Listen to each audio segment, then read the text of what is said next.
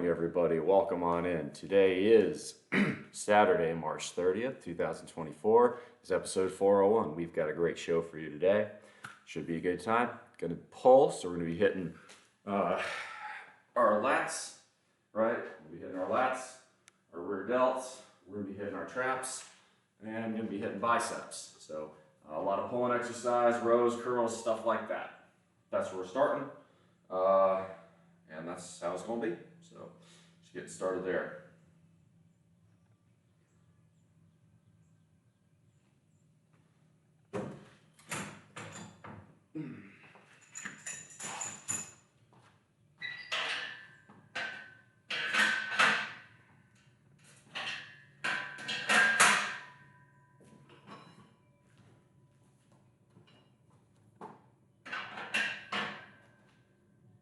Just warm up a little bit. Should get everything right.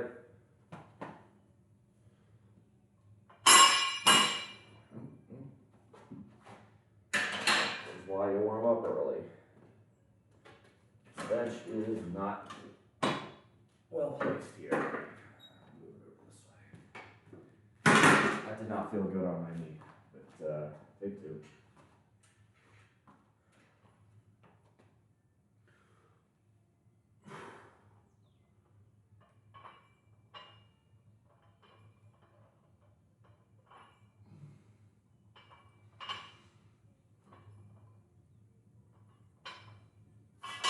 Wide grip.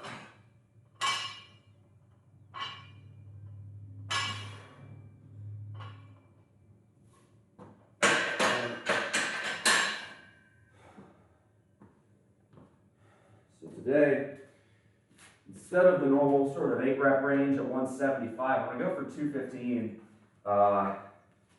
Really try and hit the heavy rows off the top. Really see how that feels.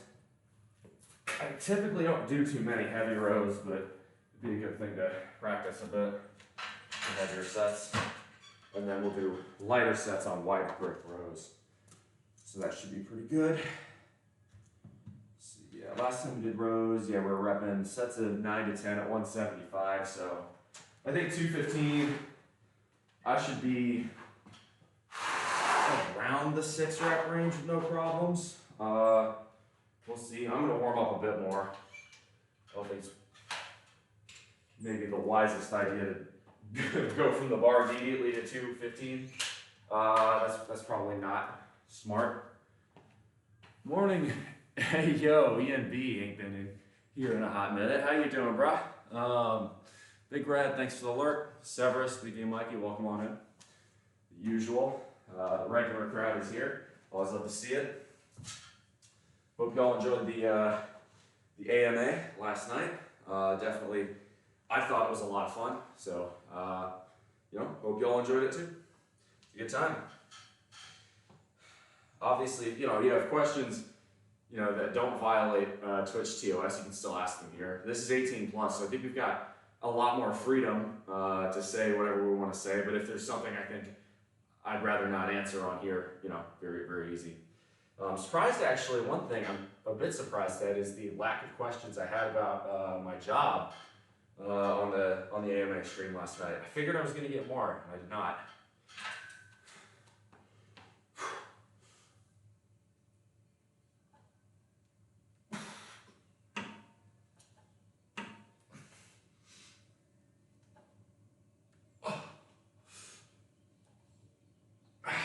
That's pretty good.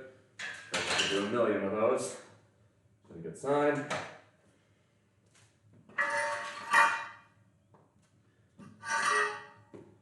Now I do want my belt for the heavier stuff. It's for more stability than for anything else. In some ways, just mental. We're gonna start with Running with the Devil by Van Halen today. Which I know I probably shouldn't be playing that on Easter weekend, but actually, you know what?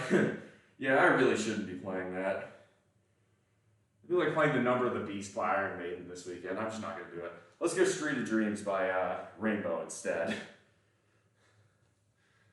Doing good. I think this weekend is when I get back on my bike. Hell yeah, love to hear it. Good to hear, bro. Good to hear. Ian, you have really come a long way in the time we've known each other. It's been really good to see. You're, in a lot of ways, you're kind of a poster child for, you know, the kind of positive thinking and positive action I kind of hope to inspire in people. I know I'm not the only one, but I know I've influenced you and you've said as much, so definitely always real good to see you pop in here. It's motivational to me for two reasons, really. The first is because it makes me feel good. It makes me feel like what I'm doing in here is making a difference. And the second reason is, hey, it's more competition. I still got to win. What difference does time make to a god? I mean, in all reality, none. But you know what I mean. Looking big today. Thank you very much, Knight. No, I could probably play Running with the Devil or the Number of the Beast. It's just, I mean, ultimately it doesn't matter.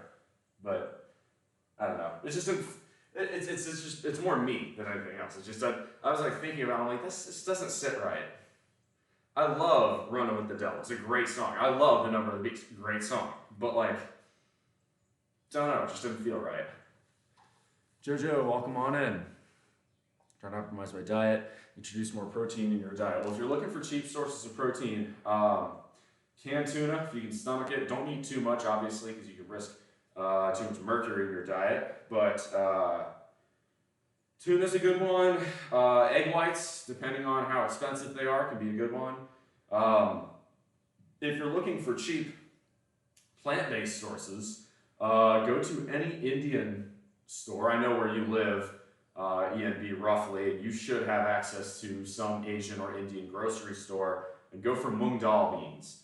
Mung dal it's kind of like a half-way bean, half-way lentil, and it's for every 170 calories, you get 13 grams of protein, which is extremely high for any plant-based food.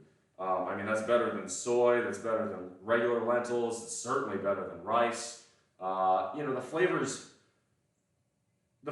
I'll be honest, I don't think I like the flavor as much as something like rice, really, well, I don't know, I put it about on par with lentils, so the protein is absolutely stellar though. See your hard work, been a while, sick, but you look bigger than last year. Yeah, so I've been bulking over the winter, and now I'm on my cut phase, so kind of bounced back, you know, the last 3 days, not yesterday, but Tuesday, Wednesday, Thursday, I have been invited out to eat all 3 times, so, you know, I ended up running 3 days of surpluses, and then it showed when I weighed in on Friday at 229. Today I weighed in at 226, so that's back to about where I was 1 week ago, so didn't make any progress this weekend, but also I don't think I made too big a step back, which is good. Suffering phase. Yeah, the cut cycles, this is the trouble, right? So the bulk cycle, you feel amazing and look like shit. Cut cycle, you look amazing and feel like shit. And the worst is just starting a cut because you look like shit and feel like shit. All right, let's get this going.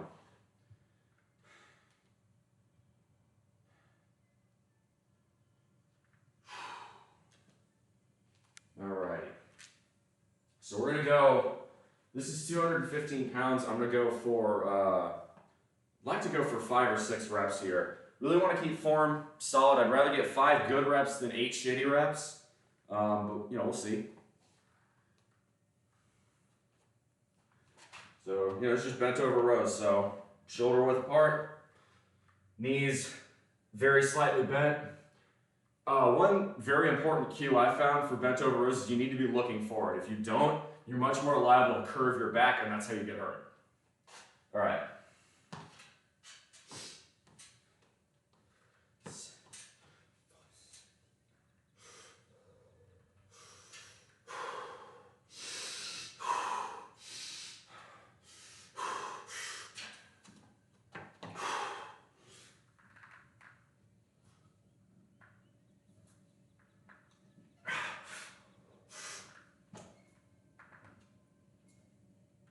on. That's 5. I got one more in me.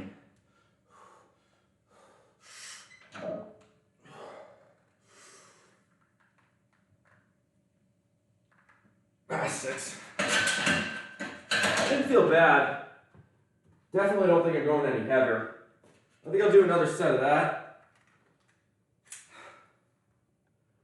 I think I'm only going to do 2 sets of that though, and then do a third set at like 175 for more like 8 to 10. I think the obsession of weight control leads to body dysmorphia as you dig a rabbit hole, contemplating how you look each day.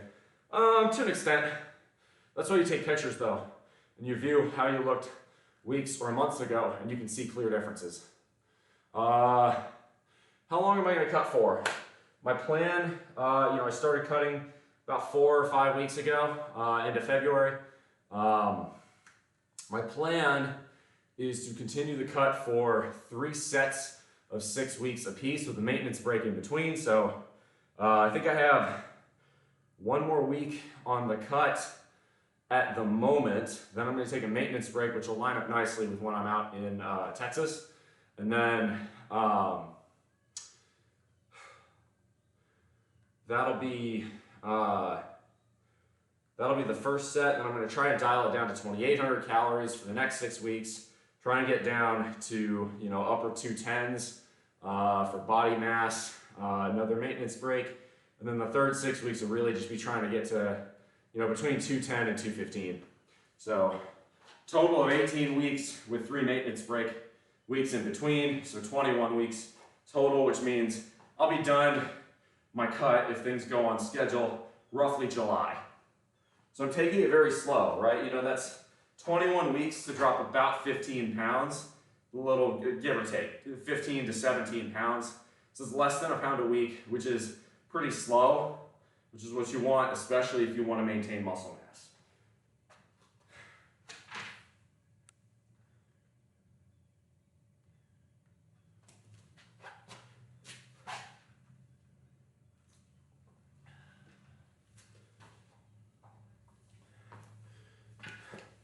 What's the goal after you think you look like shit, but it's only in your head? That's true. Everyone else is admiring you or envious of you. I appreciate that, but Marth, welcome on in. What's the goal after you reach desired body weight and body fat percentage? Well, my goal is I'd like to be low teens body fat percentage, right? So right now I'm probably upper teens, 18, 19% realistically. If I flex in just the right light, you can see some abdominal definition, but by no means do I have a 6-pack. And you can tell there's very little vascularity in my upper body. Go back to the way I looked in November and you can see like bicep veins popping. You can see a lot more, vascularity all around. And of course you can see a visible 6-pack. But the real reason I'm getting in that cut is, as y'all know, I'm moving to Hawaii. Well, I need to be on my A game out there. It's literally the place with probably the best beaches in the world. So I gotta have the body to, be confident to strut a little bit, when I'm out there. So that's more or less it. All right. So next one, we're gonna go. I'm gonna go underhand grip here.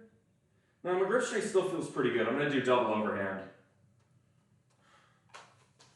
Oh, when do you move to Hawaii? I guess you missed the title of the stream, huh?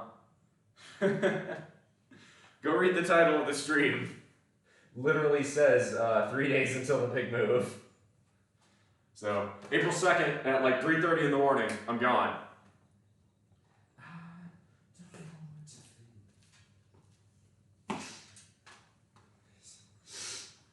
Come on.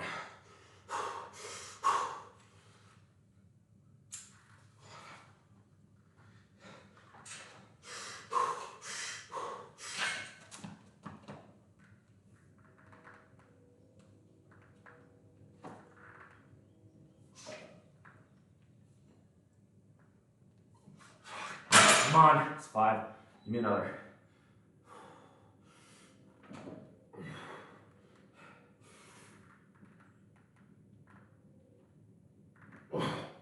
That's tough. Partial. I'll say 5. The last one didn't come up all the way. We're gonna go down weight to 175 for the third set. I didn't like the form on that last one. For me, on bent over rows, getting that squeeze at the top, getting that form, really important.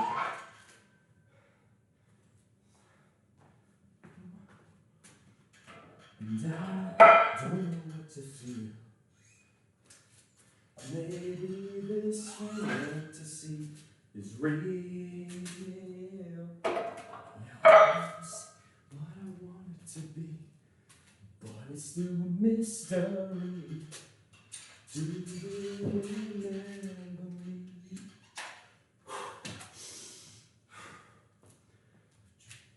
Running through my memory.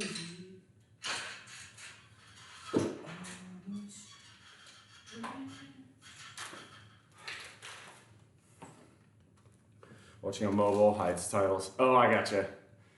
You're not a broken record for some people, don't worry. That's not good. I didn't realize mobile hid titles. Good to know, though. In that case, yeah, so April 2nd, I'm out of here. That's why you've noticed maybe some of the decorations have come down.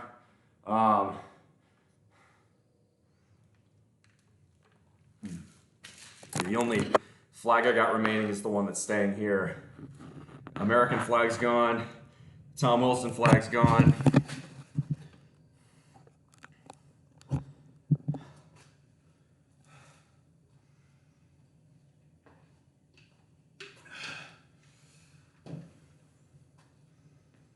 Okay. So next one we're gonna go, we're gonna go 175 here. Really work on that squeeze, really work on that explosiveness. And after, we're gonna go down to like 140 or 135. Go for some wide grip rows. I haven't done that in a while. We'll do 3 sets of that, but I'm gonna pair it with bicep curls. So we'll do a set of wide grip rows, a set of bicep curls, and so on. What are your fears about moving to Hawaii? Fears isn't the right word. I would say concerns. High cost of living, having to rely on a car. I'm really hoping I can, what I hear is the public transit is there, but it's very slow, and it's not particularly reliable, which is disappointing. You would think an island with that many people in that small an area would be pretty good for having a solid bus or train line, but doesn't appear to be the case. I'm probably gonna get myself like an e-bike at first, just cruise around at 20, 25 miles an hour. That should be plenty, but we'll find out, We'll find out. Don't you rely on a car here? Yes, because I live in the middle of nowhere, right? E&B, Oahu is much more urban than Bumfuck, South Carolina. KK Kaiser, thank you very much for the follow. I knew I'd have a friend there, same concerns. The price of living is high, but I think it's overstated. I think most people try to live like mainlanders on Oahu and then pay a resultantly high price. Don't try to live like a mainlander if you live on a tiny island in the middle of the Pacific. Stop eating so much beef, stop eating so much dairy, right? Stop buying a 4-bedroom single-family home and accept the fact that it is a small island with 1 million people on it. You need to do things more efficiently. How about crime rate concerns? Dude, look at me. Look, I might be a fucking Howley, but any criminals are gonna find an easier target. Not to mention, right, if I don't own a car, that can't be vandalized. Like, what would I own, right? If I own very little and I live very efficiently, what of mine is gonna get stolen? And then as far as things like muggings, most criminals are gonna look at me, look up and down, and be like, "That dude's 6'3" and full of muscles. I'm gonna go bother someone else." I mean, I get that that's not a practical solution for everyone, but it is for me. That being said, I may consider doing some self-defense out there. But yeah, I'm not too concerned about crime out there.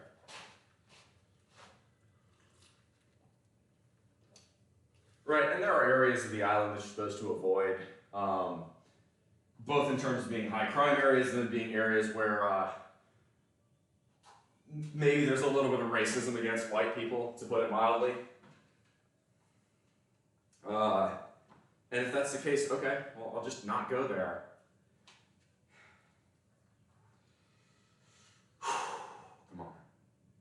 All right, so this is 175. Gonna really focus on that explosiveness, setting it down on the eccentric, hit it good.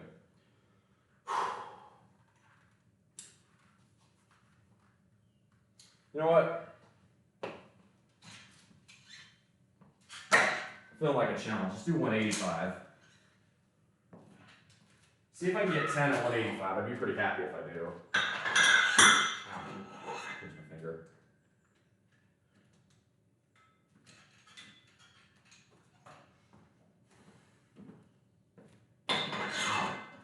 Two,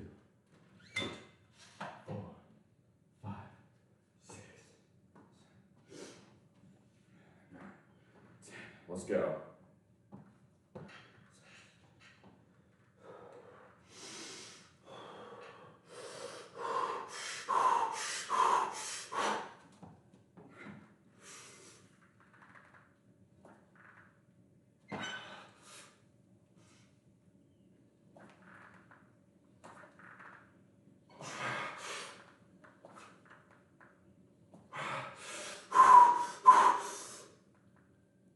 Come on!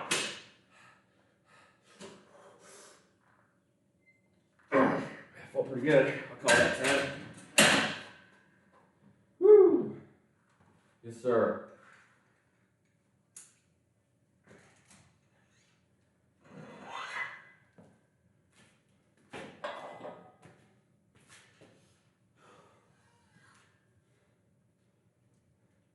We'll go 145, I think.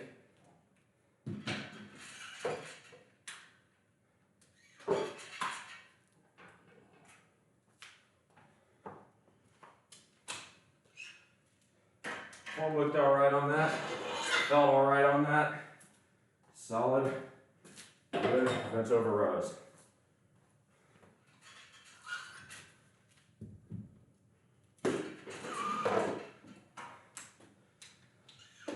All right.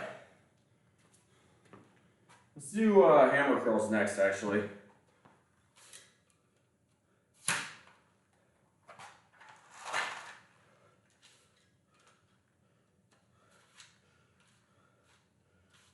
Damn it. There we go.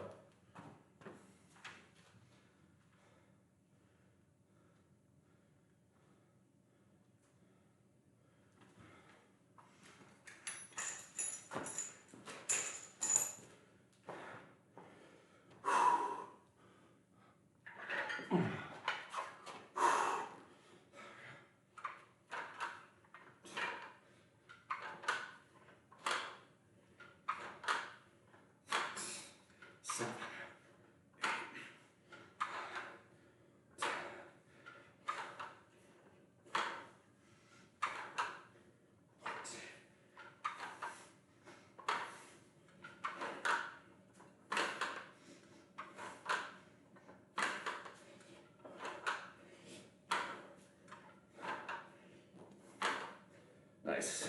All right, that one done. We'll stick with that sets of 12 at 50-pound dumbbells for hammers.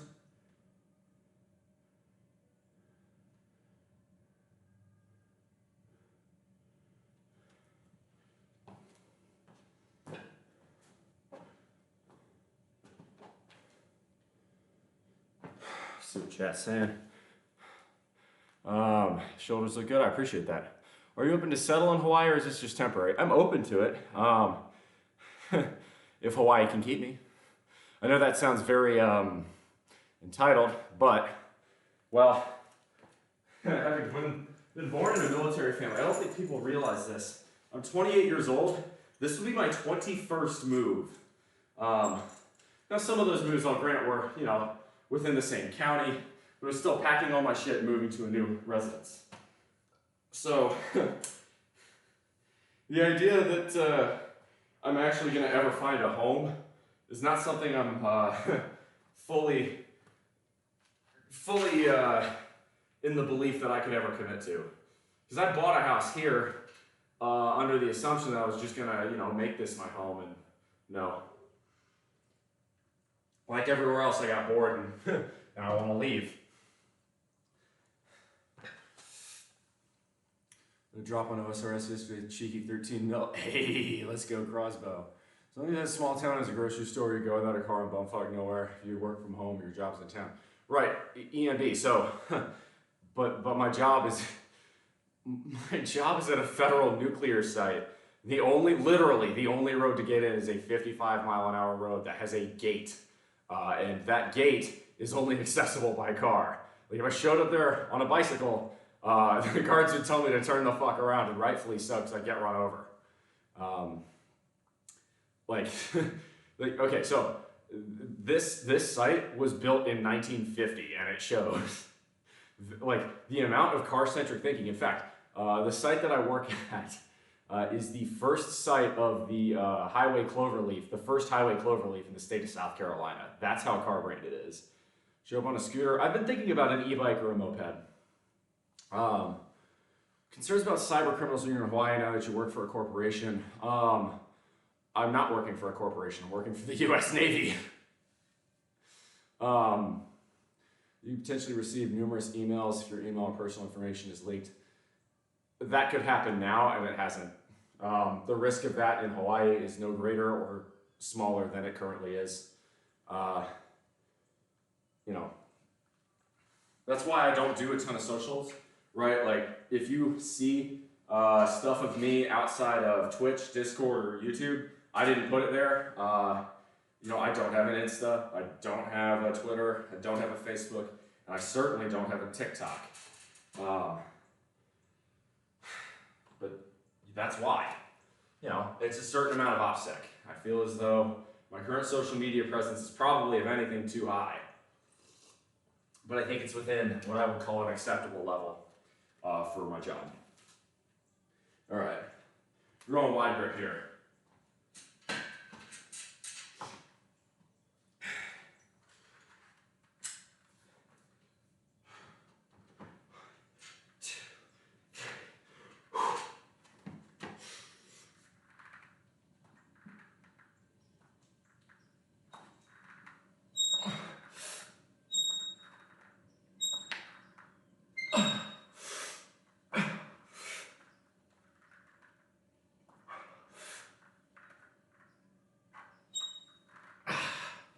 Nice. 12. That felt pretty good. I think we're going to stick with 145 for that.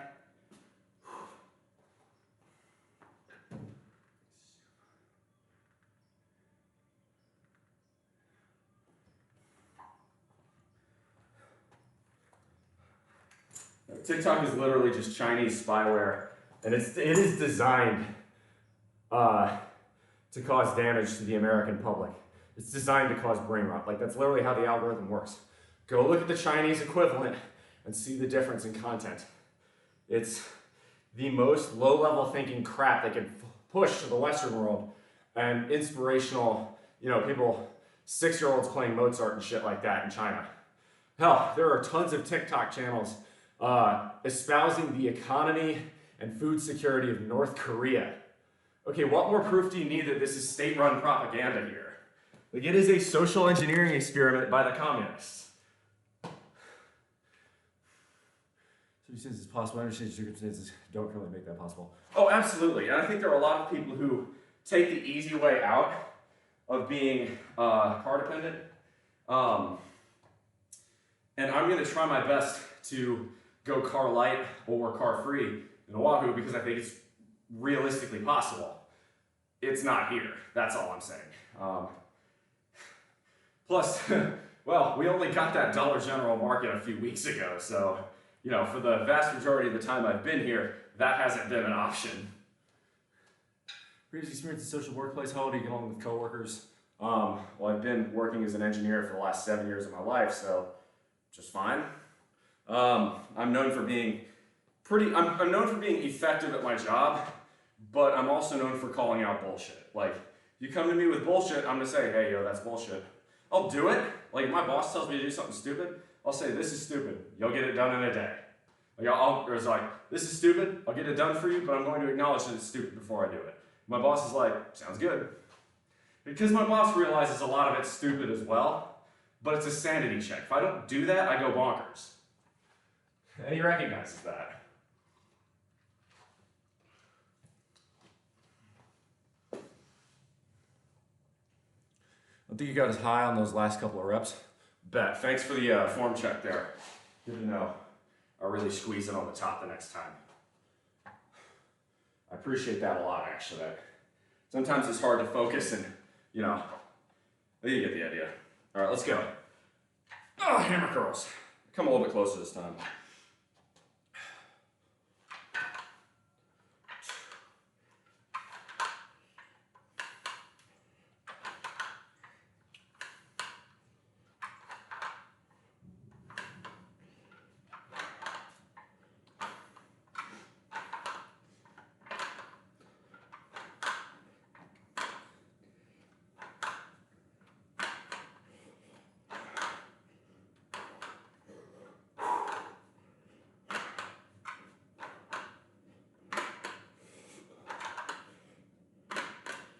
Bad.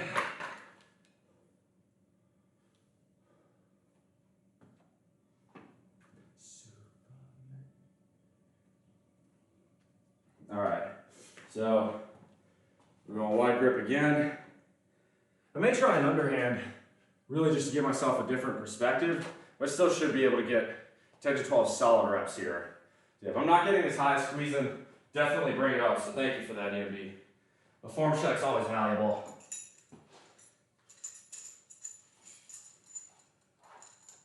You gotta squeeze at the top, otherwise you're missing gains.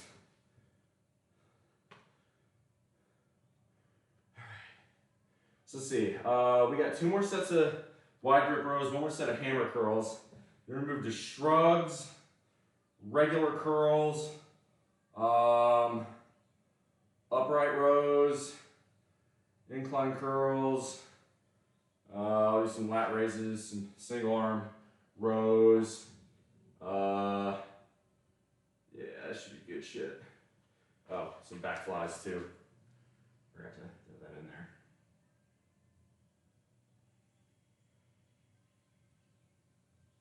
There we go. Yeah, that'll be good. That'll be good. What are your thoughts on why Congress hasn't banned TikTok yet? Freedom of speech. They shouldn't. It's a national security threat, but banning it is only going to make it more popular among teenagers. We haven't learned anything from prohibition, have we? No. What we need to do is stigmatize its use. This is where a good old-fashioned concept called shame is very helpful. You should be shamed for using TikTok.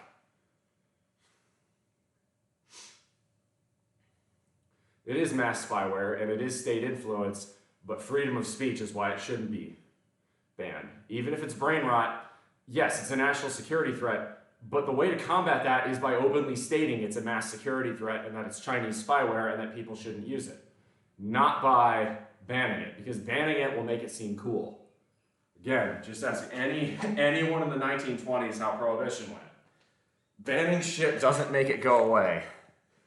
I will say that until I'm blue in the fucking face. Banning shit doesn't make it go away. Banning shit doesn't make it go away. Banning shit doesn't make it go away. Doesn't matter what it is. Booze, guns, weed, abortions. Banning shit doesn't make it go away. Never has and never will. Ugh.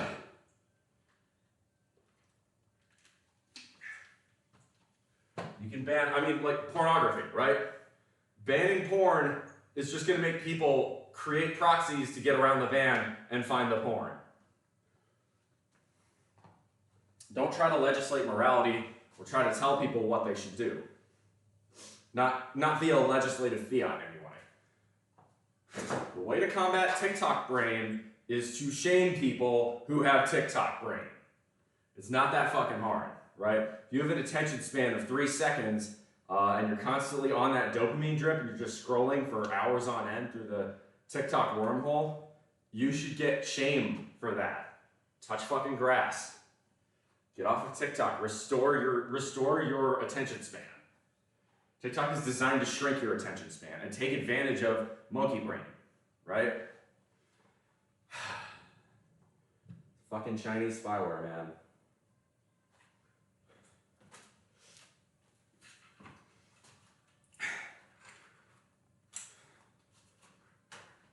All right, let's go underhand grip here.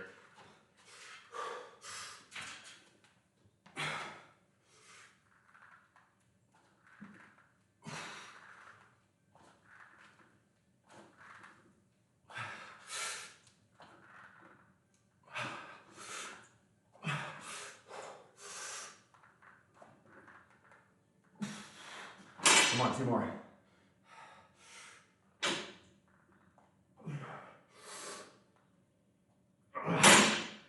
Ooh. That last one was tough. I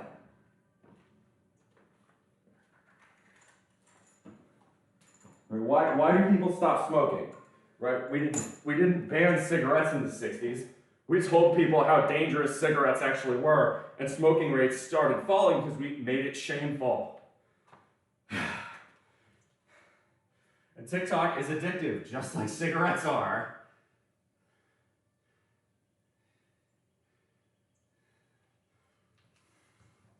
It's not rocket science.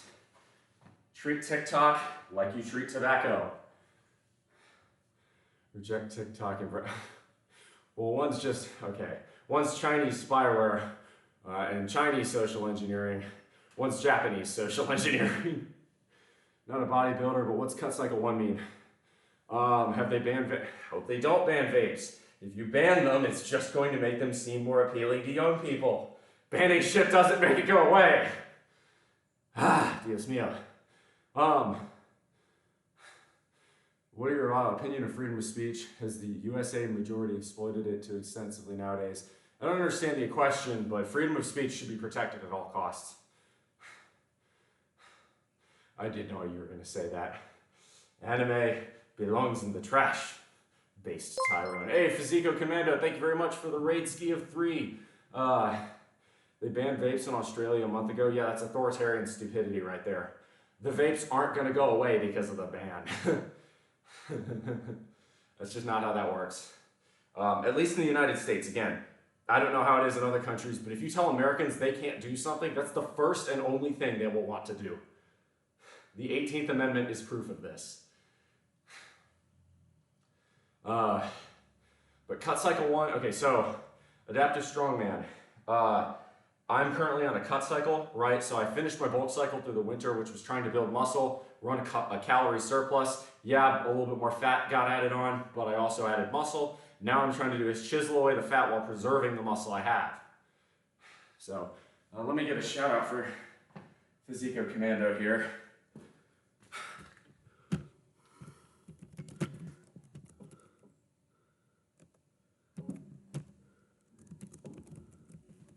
Gotta run my wife to work real quick. All right, give Fiscal Commando, oh, I think damn it. I misspelled it. Shout out, PHSYCO. There we go. Free market with no regulation in the inner space is better. Okay, right, you can have a few regulations here and there, right? Obviously, you know, cheese, pizza, yeah, no, there are limits, right? That shouldn't be free. You know, that needs to be prosecuted because minors are not full citizens. But in general, I err on the side of free speech libertarianism. Do you neglect leg day? Hurtful. No, today's a pull day. I don't neglect leg day, but I mean, I put a lot of work into my legs. They're just, wow. Okay, well that's humbling. Thanks for the first time chat. Damn. Man, chat not holding back. Throwing punches out there today. Ouchie. Okay. No, we're hitting, I did leg day on, what was that? I did leg day on Wednesday, and I'm gonna do leg day on Monday. Today's pull day, so, I'm getting legs looking good. I appreciate that. Thanks for the first time chat there. CDI alive. They're the biggest tax in the world. Cigarettes, like a 20 sack costs $50. 15. Tobacco sales went down, vape sales went up. Right, because you've taxed it, you haven't banned it, right? Big difference there, okay? I'm a huge fan of vice taxes. That's alcohol taxes, right? That's tobacco taxes. Taxing things that you want less of does work. Banning them outright just creates black markets. That's basic economics. Thank you very much, Celaya, for the follow. I do appreciate that. Now, you don't want to tax things so high that it creates black markets. This has happened in the state of New York, where people will go down to places like South Carolina, North Carolina, buy cigarettes by the carton, right, and then take them all the way up to New York and sell them on the street, as Lucy's, because of how high the taxes on tobacco are. So that means they've overtaxed tobacco. Right, with substances that have negative externalities, things like tobacco, cannabis, alcohol, whatever, you want to tax it just high enough to where consumption falls, but not so high that you create black markets for tax-free sales. There's a balance. How would you perform shoulder shrugs with dumbbells? I was going to do it with barbells today, but you know what? I can do shrugs with dumbbells instead. So we'll do that. I got another set of rows first, though. Tell you what, who is that? Quinny DePoo, that's a name. Thanks for the first time chat. Stick around and you'll see it. I'll do that, let's see, I got one more set of rows and one more set of hammer curls. So we'll do another set of hammer curls next.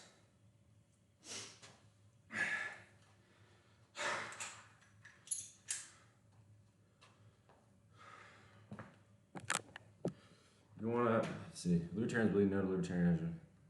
Leaders of the global currency, don't leverage that. Okay, so, right, I'm not a libertarian, okay? I want to make that very clear. I'm not a libertarian, I'm a centrist. But when it comes to freedom of speech, I tend to skew towards the libertarian side. Absolutism with any ideology is a myopic way of thinking. It doesn't take into account nuance. This is why I'm a centrist. In general, I do believe there are balances and pros and cons to taking different approaches. But when it comes to free speech, I believe banning things should be an absolute last resort. The government can just make money. That's not how that works. The government doesn't make money. The government takes in tax money and spends tax money. Right? The government's income is based off of taxes. The government makes a lot of money from cigarettes. So it makes money from taxing cigarettes. So you pay the tax. No, the government doesn't print the money. Oh my God, no. The Federal Reserve prints the money. The Federal Reserve is not the same thing as the government. Oh boy. All right, let me do it. Let me do a set, and then I'll explain that one.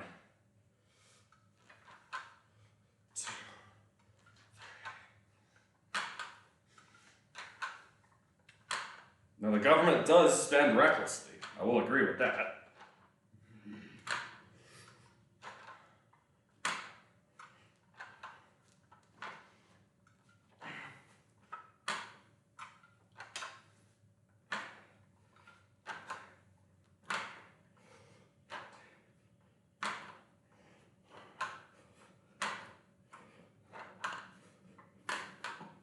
Alright, that's a solid set of 12, not bad.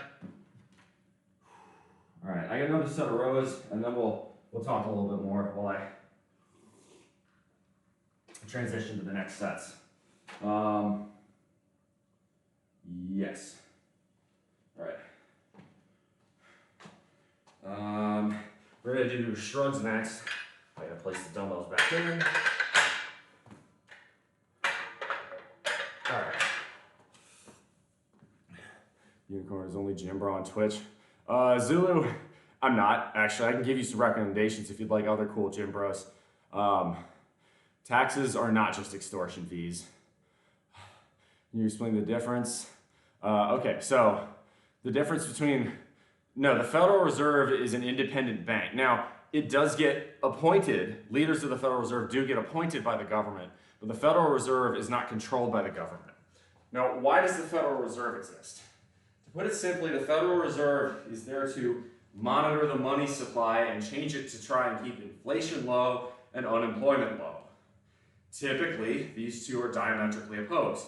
With high inflation tends to come low unemployment, and vice versa. Now, what happens sometimes is that you get the government, in other words, here in the United States, that's Congress, spending too much in deficit. This happened extensively during the COVID years and has kept up, really. Trump was spending heavy deficits, now Biden's spending heavy deficits. I'm not going to get political on that front. Those are two facts right there. The United States Congress has spent a lot in deficits under both Democratic and Republican administrations over the last, really since the year 2000 actually, ever since Bill Clinton left office. Bush was a deficit spender. Obama tried to get the deficit back under control, but not really. Trump was a massive deficit spender, and Biden has also been a massive deficit spender. Well, that deficit spending increases the supply of money in the economy. The increased supply of money in the economy causes inflation. Increased inflation, right, means the Federal Reserve has to increase interest rates to act as a brake. So to think about it this way, the Federal Reserve can influence the speed of the economy in two ways. They can do quantitative easing or quantitative tightening, which is printing money or taking money out of circulation. I'm drastically oversimplifying, so any economists, please understand that. But right now, the Federal Reserve is quantitative tightening. The Federal Reserve is doing the opposite of printing money. Now, that is to counteract a lot of the deficit spending, which is not the government printing money, but it's the government borrowing money from creditors and lenders, which is why the United States has a high national debt right now. It's because we've been borrowing lots and lots of money for lots and lots of things. Okay? The second thing the Federal Reserve can do is control interest rates. Higher interest rates is a deflationary pressure on the economy, which slows the economy down and oftentimes can tilt the economy into recession. Right now, it seems like the Federal Reserve has found sort of the Goldilocks spot, which is keeping interest rates high enough to bring inflation down from where it was in 2022, but not bringing interest rates so high so as to cause a spike in unemployment and therefore a recession. It's a delicate balance, and I actually do think the Federal Reserve has done a pretty decent job given the circumstances. Again, the Federal Reserve can't control congressional fiscal irresponsibility, so it can only do what right, the Federal Reserve has limited power. I always get wrapped up in these conversations. You ask me, man, I feed off the chat, so they failed at their job already. Man, do you know all this? So I'm an engineer by trade, but I also have a fondness and a passion for economics. It's what I got my minor in college. I think it's a pretty interesting field. It's called the dismal science for a reason, because on paper, economics works perfectly on, it works very well. You can use formulas and equations to really determine things. So you've got things like the Phillips curve, supply and demand curves, right? All of that. The trouble is that economics is founded on a fundamental principle that is untrue, that humans always act rationally. We don't. Humans will sometimes act very irrationally, and as a result, a lot of the assumptions for economics get muddy. And because of that, not every economic model is going to work 100% of the time in 100% of circumstances, right? So that's the fun part. Economics is really trying to apply a mathematical model to an inherently unmathematical concept, human behavior.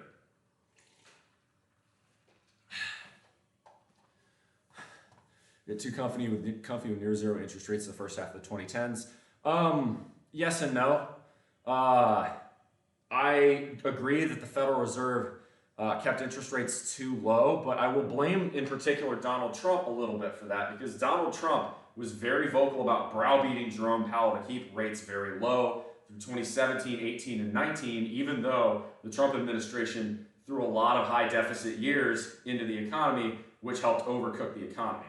Right, a lot of the inflation that has occurred under the recent administration is indeed the current administration's fault, but the Trump administration played quite a bit of a role in that as well. Inflation, for instance, the inflation that occurred in the 1970s in the United States was not just the responsibility of Richard Nixon, the president in control of the White House when inflation really started taking off in 1973. It was a large amount of circumstances, including overcooking the economy with Vietnam War spending, NASA spending, and Great Society spending under the Johnson administration, for instance, right? The problems that occur in the present year typically have causes that stretch out 10, 15, 20 years in advance.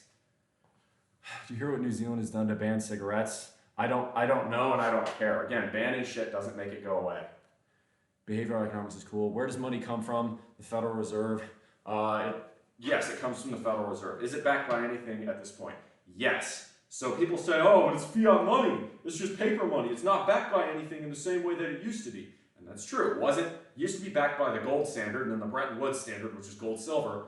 Nowadays, since 1971, it isn't backed by anything except for the full faith and confidence of the United States government, which sounds like, wait a minute, so it's just backed up by an idea? Yes, and that idea is backed up by the most powerful military the world has ever seen, okay? This is a country with thousands of nuclear weapons, dozens of aircraft carriers, and more fighting force, enough of a fighting force to wage any war, anywhere, any place, any time. There is a lot of cachet that comes with that. That's why the dollar remains the global reserve currency. The other reason the dollar remains the global reserve currency is a forfeit of better options.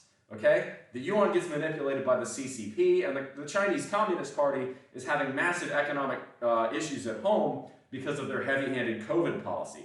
India right now, the rupee is still a currency from an economy that is still developing. India is still largely too poor to be a global superpower. It's getting there, but India will need more time. Brazil is too corrupt to really make the next step. The euro isn't integrated enough, and Europe moves too slowly and not collectively enough to be a global superpower. Russia is a pariah state. There really aren't any other options at that point.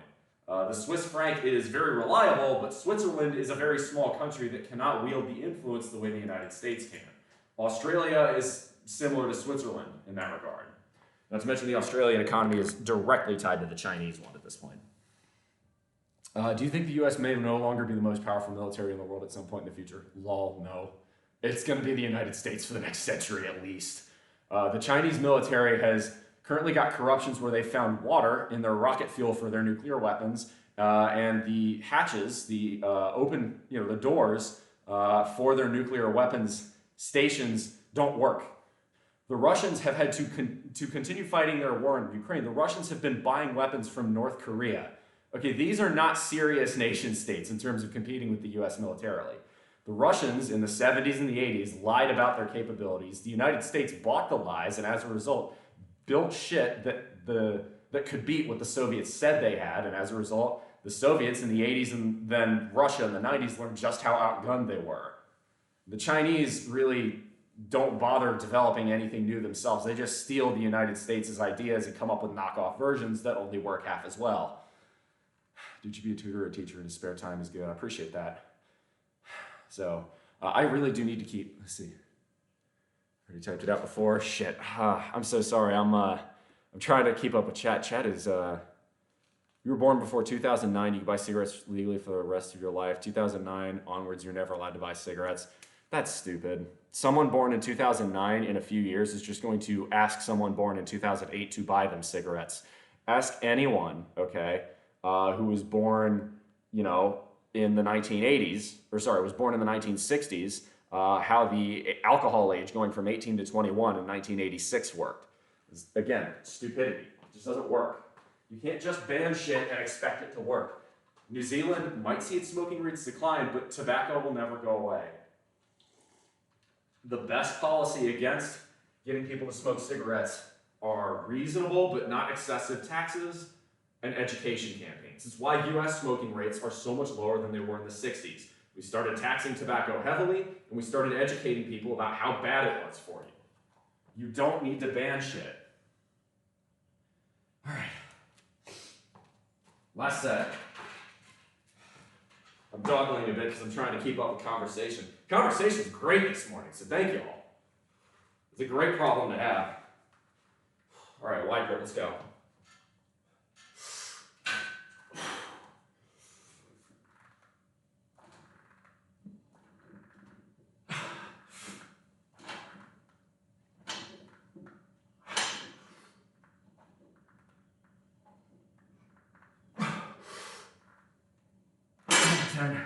Two more.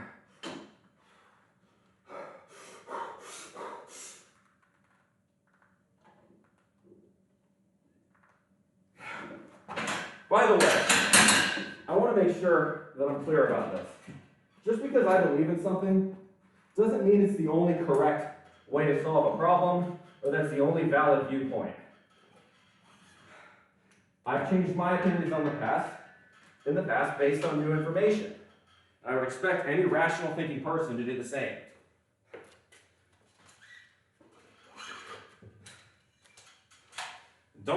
Don't buy into party line thinking. Very often you'll find that you have disagreements with any political party. Think for yourself. If everyone just trained glutes 3 times a week, there'd be no wars. Now that's an idea. Although I agree. Lifting is for sure. I think a lot of these self-proclaimed incels on the internet need to spend more time in the gym, and if they did, I think they'd be a little bit happier with their lives. Now, I'm not saying it's a solution for everything, but it's a solution for quite a bit. Okay, reps 8, 11, and 12 aren't as high as the others who weren't lifting evenly with both arms. That's gonna happen towards the end, right? So, let's talk about this. This is actually important. If you are lifting intensely enough, the last few reps, a little form break, a little English or a little body language is okay. You don't want to go extreme with it, but, you know, it's gonna be harder, right? That's how any set should go. If you're able to lift with perfect form and you're really not struggling on the last few reps, you're probably not pushing yourself hard enough. So it's a balance. You don't want to be cheating on every single rep, but you also don't want to be loafing. All right, heading in, I went to a liquor store in Little Rock, Arkansas. I assume that's Arkansas, AK is Alaska, by the way. The tobacco man would come by half packs, promotional, supposed to give out. The reason some people didn't have money for a whole pack. Yeah. I could believe that. Little Rock ain't a rich town. Ain't a bad town. I like Arkansas quite a lot, actually. Spent plenty of time in the Ouachitas. It's beautiful. But, yeah, Arkansas ain't rich. Superpower military since Germany thought the same thing once. Definitely less advanced than the U.S. is now. U.S. and UN enemies can either sell you as a threat or definitely go the way of the Germans of the 40s. Bullshit. No, they couldn't. Okay. First off, which enemies? Are we just talking Russia and China here? Because if it's just Russia and China, look, Russia's having trouble beating Ukraine, who's getting our hand-me-downs from the 1970s. Smoking is not good. I agree. Smoking is really fucking stupid. You shouldn't do it, but banning it isn't the right answer. Bitcoin is a currency concept. Interest and popularity dictates the value of it. This menace Dennis, pretty much, yeah. The value of Bitcoin is determined by what people say the value of Bitcoin is. Mr. Money Mustache is a pretty good article on Bitcoin. In general, I am bullish on crypto as a concept, but Bitcoin in particular, I don't think there's anything special about it.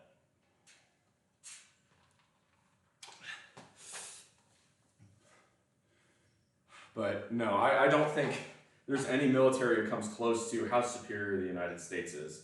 I will grant the Chinese have come a really long way. The trouble is that, right, so China's geopolitical objectives are very different from the rest of the world, right? What is China's #1 goal militarily right now? Honestly, it is to try and redirect global trade to it, make China the global trade hub, and then take over Taiwan. That's about the extent of China's ambitions. China doesn't want to expand its territory in the same way that Russia does. China doesn't want to invade Japan. China doesn't want to invade Korea. China doesn't want to invade Vietnam. China's business is mostly related to economically preserving and improving China. The United States, at this point, we're more concerned about things like international trade. That's why the United States has posted boats all around the Red Sea and the straits right there between Yemen and Ethiopia, or Yemen and Eritrea, right, to prevent the boats getting sunk. In other words, don't touch the fucking boats. The Houthis have learned this the hard way. Want Taiwan back because they make the chips for tech?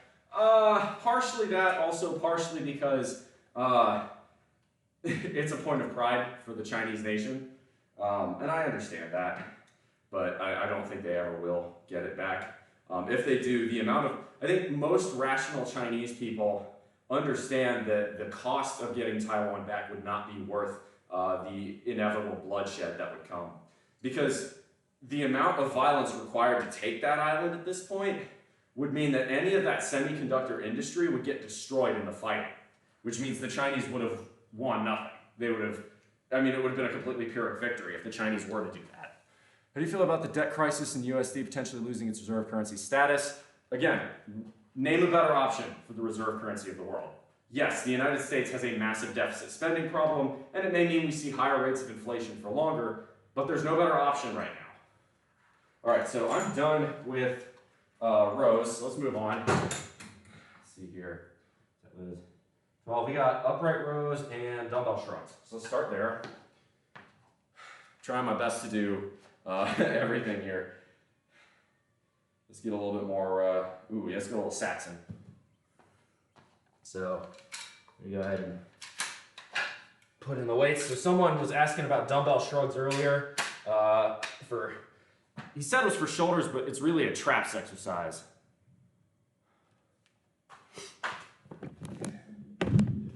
All right. China's regime is bad. The nationalists ran off the entirety of the imperial treasury of Taiwan. They're super pissed at capitalism, made the nationalists super rich. No, the Chinese were run by the most evil man in human existence in the 1940s. People don't understand that. Mao Zedong was pure evil, okay? Just simple as. Go look at what happened in the Great Leap Forward and the Great Chinese Famine of 1961, and then Mao's response with that was to double down with the Cultural Revolution. Mao was pure, unadulterated evil and committed immense crimes against his own people and the Chinese citizenry, right? That is what made China very poor. It's what made China a national pariah. Deng Xiaoping in 1976 was smart enough to realize, this isn't working, let's try some limited aspects of capitalism, and lo and behold, China's economy started rocketing upwards in the late 1970s. All right, let's hit some shrugs.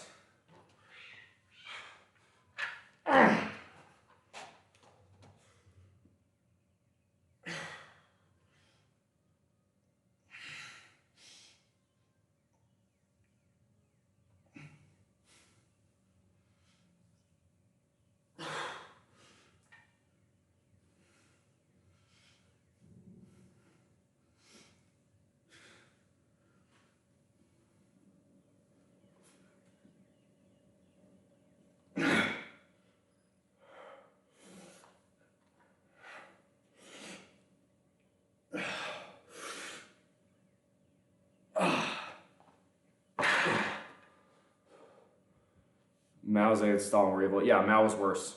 I mean, look, I believe all human life is equal, and Mao killed the most. Simple as.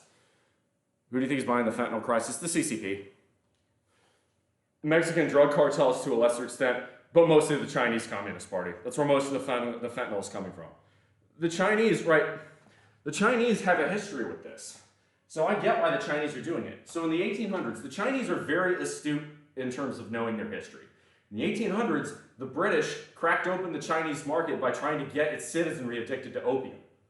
That's what the British did in the 1800s. The Chinese saw that and said, oh, we'll remember. Now look at what's happening with fentanyl. Very, very simple. That's just the Chinese getting revenge for what happened in the 19th century. I can't blame them. It's evil, but I can't blame them. Don't fucking do fentanyl. Don't do street drugs. It's real simple. See how furry your chest gets? Not very. I don't shave my chest. I'm naturally not very hairy. 1970s was much worse than inflation interest rates today. True. When we asked the boomers who apparently had it so much easier than us how they dealt with that. Well, for the most part, they dealt with it by bitching, ignoring reality, and voting Ronald Reagan in the 1980s. But that's a different question. Quit complaining and wearing a sweater was not a very popular economic model, which is why Jimmy Carter was a one-term president. All right, we're gonna do upright rows. Revenge to who? The English, the entirety of the West. So, right, who was running and basically abusing the Chinese state in the 19th century for economic gain? Basically everybody. At first it was mostly the British, but it was also the Germans and the Dutch and the French and the Russians, back when it was the Russian Empire. And believe me, the Chinese haven't forgotten about that. And the Chinese are playing the long game there. Yeah, it's an endless strategic partnership with the Russians, but watch it. If this war in Ukraine backfires badly enough, the Chinese will attempt to take much of Eastern Russia. 100% will attempt to do that. They're too fucking smart to not see what the value of doing that would be. The Russian state has basically shot itself in the foot by invading Ukraine. Really, you can argue the validity of the war, but what you can't argue is the horrendous consequences it's taking on the Russian state. All right, let's go.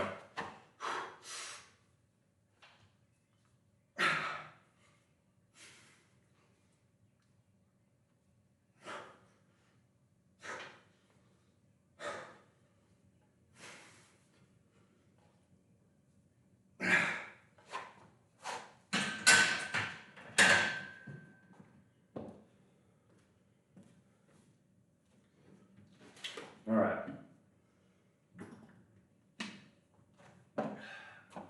That was pretty good. Upright rows feel a little bit stronger today, which is good. We'll stick to 125. We'll hit shrugs again. As you're in the department and you're in, see more of the truth. A little more mission record. Do you think 100 years would be in a really bad state when our current country struggles won't matter anymore? No. So most of the world's powers are away from the central part of the United States. The central part of the world where climate change will be the worst. India is going to get hit really hard. And because India has a population of over 1 billion already, that may cause dramatic problems in terms of immigration. But I think climate change is a serious problem that we're all going to face in the 21st century. But we're making more progress than meets the eye. Here in the United States, coal power is the lowest it's been since the 60s, and it's falling every year. Britain has more or less eliminated coal from its economy entirely. A lot of countries are starting to rebuild nuclear power. The Polish, the South Koreans, the Chinese are building more nuclear than ever. They're burning more coal than ever too, but the Chinese understand, again, the Chinese are... I cannot stand the Chinese Communist Party. One thing I will credit the Chinese with is that they have a good way of viewing the long-term consequences of their actions in general, right? Now, not always, but the Chinese recognize, all this smog is killing our own people and making our economy less productive. We should probably find a way to fix that. Now, the Chinese economy is like the US economy. It's massive. It's like an ocean liner. You're going to have to make gradual changes. You can't just turn it immediately. The economy doesn't work that way.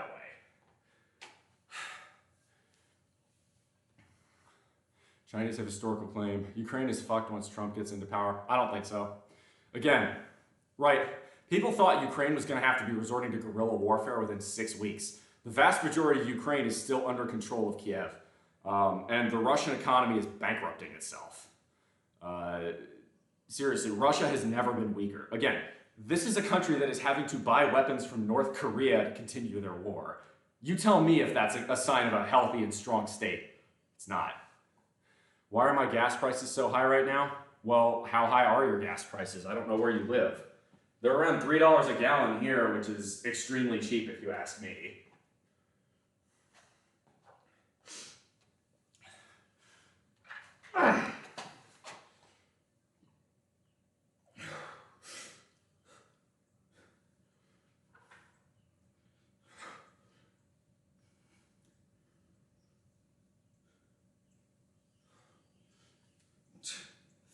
Six, 7, 8, 9, 10, 11, 12. Go up this time of year due to seasonal demand. That's true. Oh, you live in... Well, okay, so the reason there is very simple, Celaya. It's because you live in a basket case of a state. You have a governor who's just Patrick Bateman. First off, by the way, $5 to $7 a gallon, if you look at the global market, is actually still very reasonable. Most countries have much higher gasoline prices than that. The other biggest reason is that California has special emissions requirements, high taxes, and has been shuttering down most of their refineries. Well, what does that mean? It means you have to spend more money to get gasoline from the parts of the country that do make the gasoline over to California. So most of California's wounds are self-inflicted. It used to be So right, gas prices were really cheap during the COVID pandemic. Why was this? Well, it's because everybody stopped using gasoline. Oil is a fungible commodity. No, $2 a liter. Honestly, high gas prices are a good thing. People hate to hear that, but they are. I say this for several reasons. One, high gasoline prices encourage people to be more efficient. When people are more efficient, the United States consumes less. When the United States consumes less, the United States can export more. And when we export more, we can take regimes like the Saudis and the Russians and put them right here where they belong. The United States' biggest weakness in terms of national security is our own profligate oil consumption. Remember when oil hit negative $40 a barrel during the pandemic? Right? It was because people stopped using gasoline because they weren't going anywhere. Do you want to know what actual oil demand was in 2020? It was only 19% lower than it was in 2019. Oil demand in 2020 was about on par with oil demand in 1998 for the United States. So all we would have to do as a country is consume 20% less fuel, and we could instantly crash the global oil market and flood the world with American oil, which means we would have the ability to make Russia, Saudi Arabia, China, the rest of the world our bitch. Unfortunately, people in this country still feel like, oh, I want to drive my big truck all the time. So that doesn't happen. So it's all Newsom's fault? No, it's not all Newsom's fault, but Newsom has made things worse. There are structural issues with California that naturally will make living there more expensive. But no, you couldn't pay me enough to live in California right now. It's a basket case. Although I will be visiting in April, so if you live in the Golden State and you want to hang out, I can probably make that happen.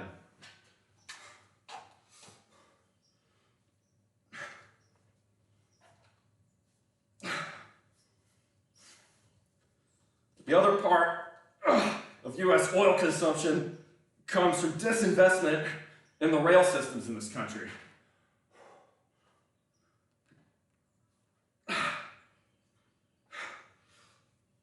The percentage of goods that are shipped via rail in this country is much lower than most other countries because we rely on trucking partially, but not completely, due to the effects of the Interstate Highways Act of 1956 and its consequences. You knew it was coming.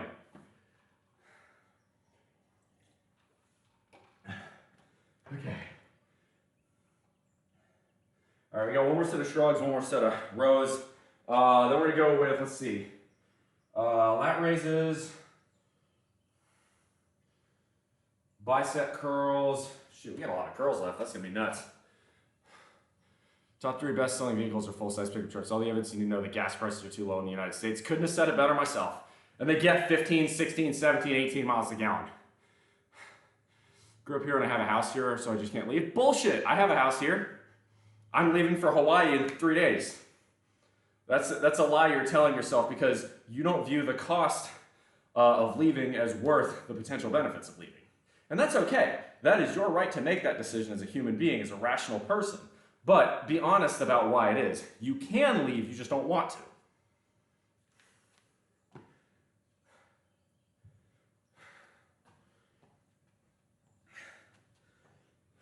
I get why people want to live in California, but it's not worth it. It's not fucking worth it right now. That state is run by crazy people.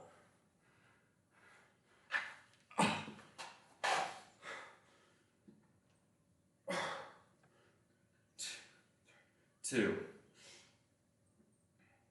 3, 4, 5, 6, 7, 8, 9, 10, 11, 12. How crazy is Hawaii? We'll find out. Celaya, why would you leave? Because prices are high? Yes. Right? What it sounds like is you may have gotten priced out of the market. I have lived in rural Texas and in rural South Carolina. Was this because these were the most desirable places in the world to live? Absolutely not. But the last few years here, I have made a nuclear engineer's salary and spent $20,000 a year to live on. which means my savings rate is astronomically high. And what it means now is, I've done the math on this. There's actually statistics that show it. I'm wealthier than 97% of people my age. And I didn't make, I made good money as a nuclear engineer, but I'm not a millionaire. I'm not making millions of dollars. The difference is I save a dramatically higher percentage of my income than almost everyone else. Cheap it is elsewhere as a liver, so Los Angeles and New York City. Bless your heart. My total expenses last year, for the year 2023, and I have the proof on my Discord server, so just type in !Discord if you want to see it. My total expenses for the year 2023 were $18,000. Actually, not even, it was $17,600. I used to wake up with Daddy Bowl in Hawaii. God damn it. Now, do I expect my expenses to increase in Hawaii? Of course I do, right? I'm not stupid. I get it's going to be more expensive out there, but I've done the hard work already. I've done the saving, right? At this point, I don't need to save another red cent, and I'll still be a millionaire in a couple of years, just because of how much I've already saved in compound interest. What? That's it? Yeah. Do-do-do-do-do-do-do-do-do-do-do. I'm just telling you, dude, look, Celaya, you and all the other people on the coast sleep so hard on the deep south. Yeah, the mosquitoes suck here, and yeah, you do have to deal a little bit with redneck culture, but that latter one's not a bad thing all the time, and there are a ton of upsides that people don't see to living in the deep south. So you're moving to Hawaii? Why? Because I want to. Because, dude, look at me, right? I'm gonna get the fucking six-pack back, and then I'm gonna have a beach bod, and I'm gonna fucking slay out there. Why wouldn't I? I have enough to retire today and never work another day in my life. But I've got a job I'm interested in that'll pay me pretty well, and it'll be living in literal paradise. So why not give it a try for a few years? If I don't like it, okay, I just come back, done. So, yeah.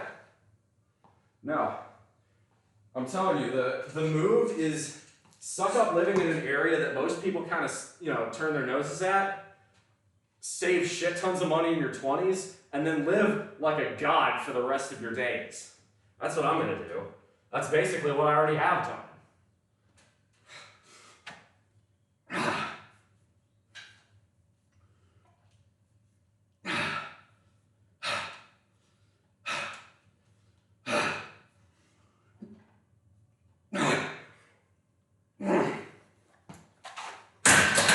Nice. All right, so what do we got next? Oh,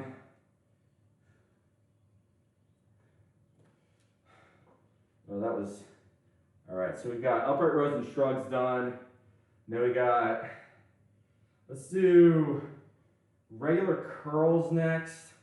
And, yeah, we got a lot of curls left to do. All right, you'll do regular curls next. Let's start with 40s, we'll go from there. I already lived your 20s, you haven't done that yet. Well, then you gotta sacrifice your 30s, and you can live like a king from your 40s onward. I assume you're not penniless. I assume you've saved something over your 20s. If you have nothing to show for all the hard work you've done the last decade, you gotta ask yourself some tough questions. But it sounds like, you got your shit together. You're making decent money. If you're living out in California, it's just you're spending a lot. Body is tea. Rico69 Nasty, thank you very much. When are you planning to expire? By that you mean die? 95, 90. Most of my family, so my four grandparents all made it to, well, 3 of them made it into their 80s, 1 died at 79. However, I'm living, I think, healthier than they were. Not that they were living unhealthily, but I'm doing pretty well on that front. My mom is in pretty good shape in her 60s. She's gonna live a long time, I think. Now, my dad passed away at 58, but that was due to cancer related to his service. So I don't think that's a good barometer for how long I will live. My plan is to stay in very good shape, stay very active, and take pretty good care of my body.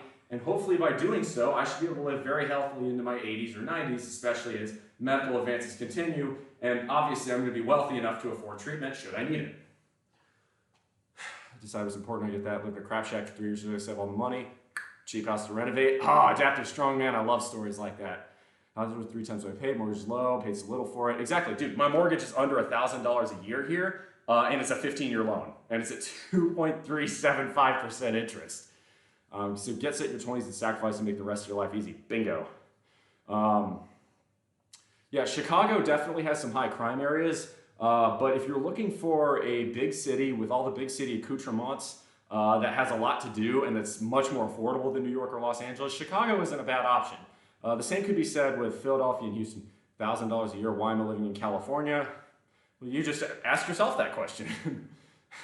You're asking the right questions now. I'm telling you, California, you are paying an eye-watering price for what you get. What you get is great, but just remember just what you're paying for that opportunity. Celaya, please join my Discord. I will show you my budget if you don't believe me. Oh, not to mention, I have 2 roommates and they basically pay that mortgage for me, so I more or less live rent-free. And that's not even counting the equity, which is already something like 60% of my monthly payment. And that includes taxes, which are some of the lowest in the country here. That includes insurance, which is extremely low. You name it.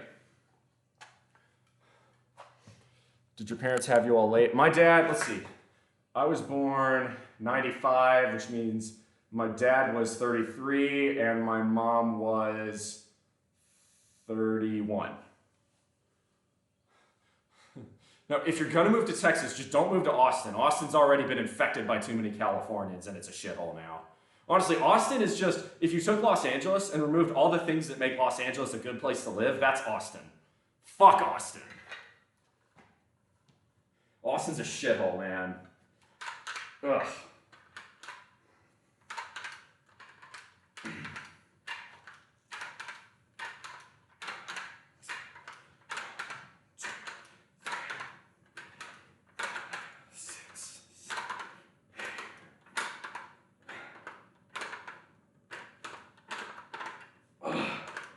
That's good.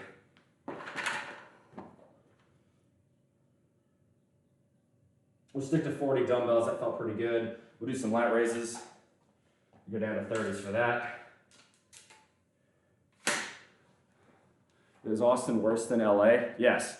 The living costs in Austin are almost levels of California high. The people are insufferable and the weather is miserable. The weather is Central Texas. It's 6 months of very hot temps. The traffic is horrendous, right? Obviously, everybody knows about how demonic the 405 is in LA, but I-35 through Austin might be even worse. I've lived all over Texas. I know what I'm talking about here. How is it living with roommates? Great, for the most part. Are there times I'd love to be alone? Sure, but is it worth giving up the money I'm getting from them? Fuck no. And a lot of the time, we help each other out, we ask each other advice, it's great. Give me 1 second, I gotta pee.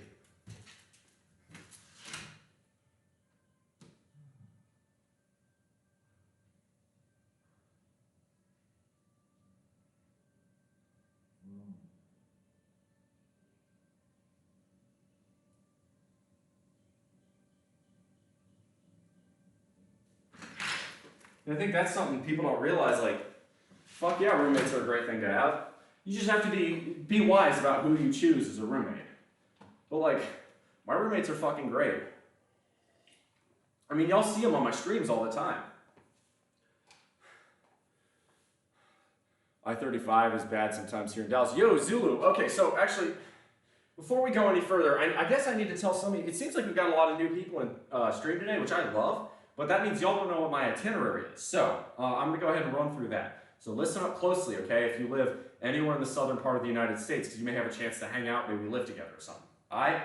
So, April 2nd, I leave here very early because if I don't, I'm going to get stuck in Atlanta traffic on I-20, and that is a bitch. Fuck that. So, I'm going to start my house in rural South Carolina. I'm leaving at about 3:30 in the morning. First day, I'm driving all the way to Houston, Texas, all right? April 3rd, I'm spending in and around Houston, so if you're in the Houston metro area and want to hang out, I'm actually even going to be doing a collab stream with Plus Ultra Eddie here on this platform. It'll be on his channel, and it should be a lot of fun. April 4th and April 5th, I'm going to be spending in the town of my alma mater, College Station. Now, the reason I was dissing Austin so much should be very clear. I am an Aggie, and yes, I am that kind of Aggie. Yes, we are a cult. No, it's not a bad thing. All right? April 6th, 7th, 8th through the 13th. I'm going to be in and around the DFW metro area. I'm going to be on the outskirts 6th through the 8th because I'm going to hang out with my homies in Greenville, which is where I used to live, to see the eclipse. Also, one of them is making a brisket. He's like competition grade brisket maker. And look, as much as I love South Carolina barbecue, brisket is just, there's barbecue and then brisket is an ascended tier of food. There are simply no substitutes for properly made brisket. Do you have a photographic memory? Absolutely not. I used to play football and I've had a fair amount of hits to the head. No, my memory sucks ass. This one I've just said enough times to where I remember it. April 14th. Okay, so right now I'm looking at selling my car to one of my friends in Dallas, and if that's the case, I'm gonna have to reevaluate my trip, the second half of my trip, but at the moment, the plan is April 14th, start heading west, 15th, probably New Mexico, Arizona, 16th, meet my friend in Venice for a good time out there, that's California. Definitely wanna hit Muscle Beach so I can humble myself, because I know I ain't that hot shit. And it's cool to see the really how far a human body can be pushed in the gym. Muscle Beach will do that. 17th through about the 22nd, I'm gonna go up California. I've got a friend who lives in Stockton, gonna see him. Gonna see whatever forests I can along the way. It's California, so God knows, really it's gonna be dependent on what is or is not on fire at that time. Hopefully I can get to do Shasta, that's the one I really wanna do. Crater Lake, and then I'm gonna be in Washington State through the end of April and early May. May 9th, I fly out to Oahu, and well, that's where I'm gonna be for a hot minute. You see the big trees and redwoods? Yeah. You have a good memory, you may not realize it. You recall a lot of stuff. Well, I appreciate hearing that. Definitely feels good. Shit, I am running low on battery power here. That's all right. Let's carry on.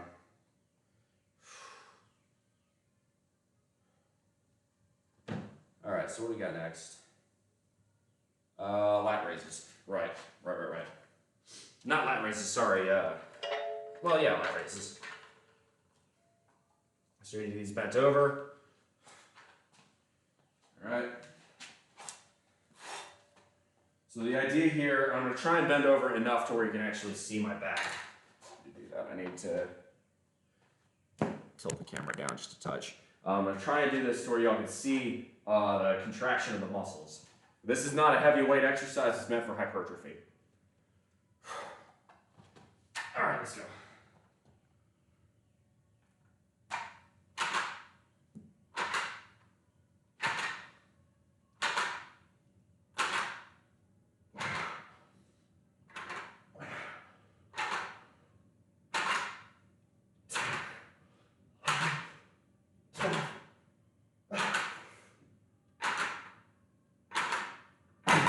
Nice.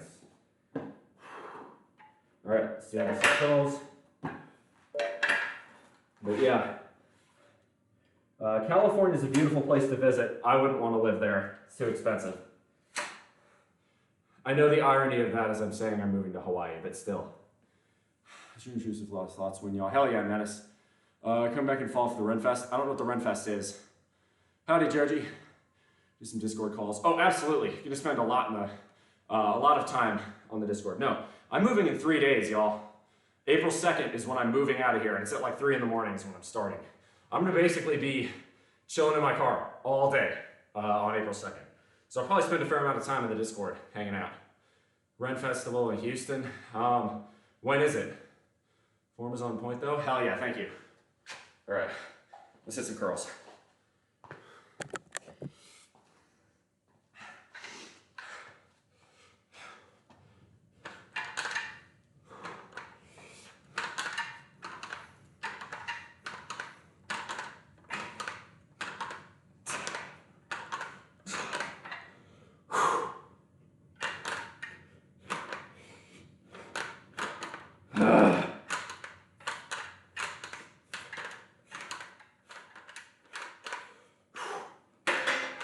Don't worry, the slow high form stuff will be coming. Not yet though.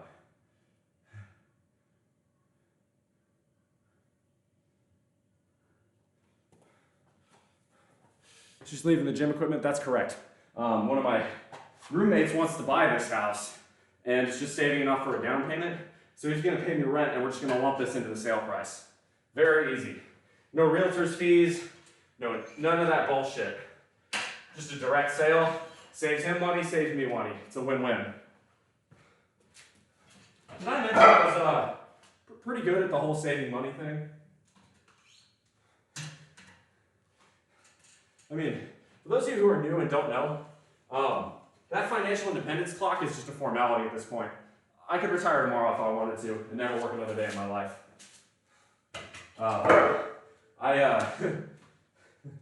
Well, I'll put it this way. Let's go 65 when we do our curl set later. That's going to be, we go high reps on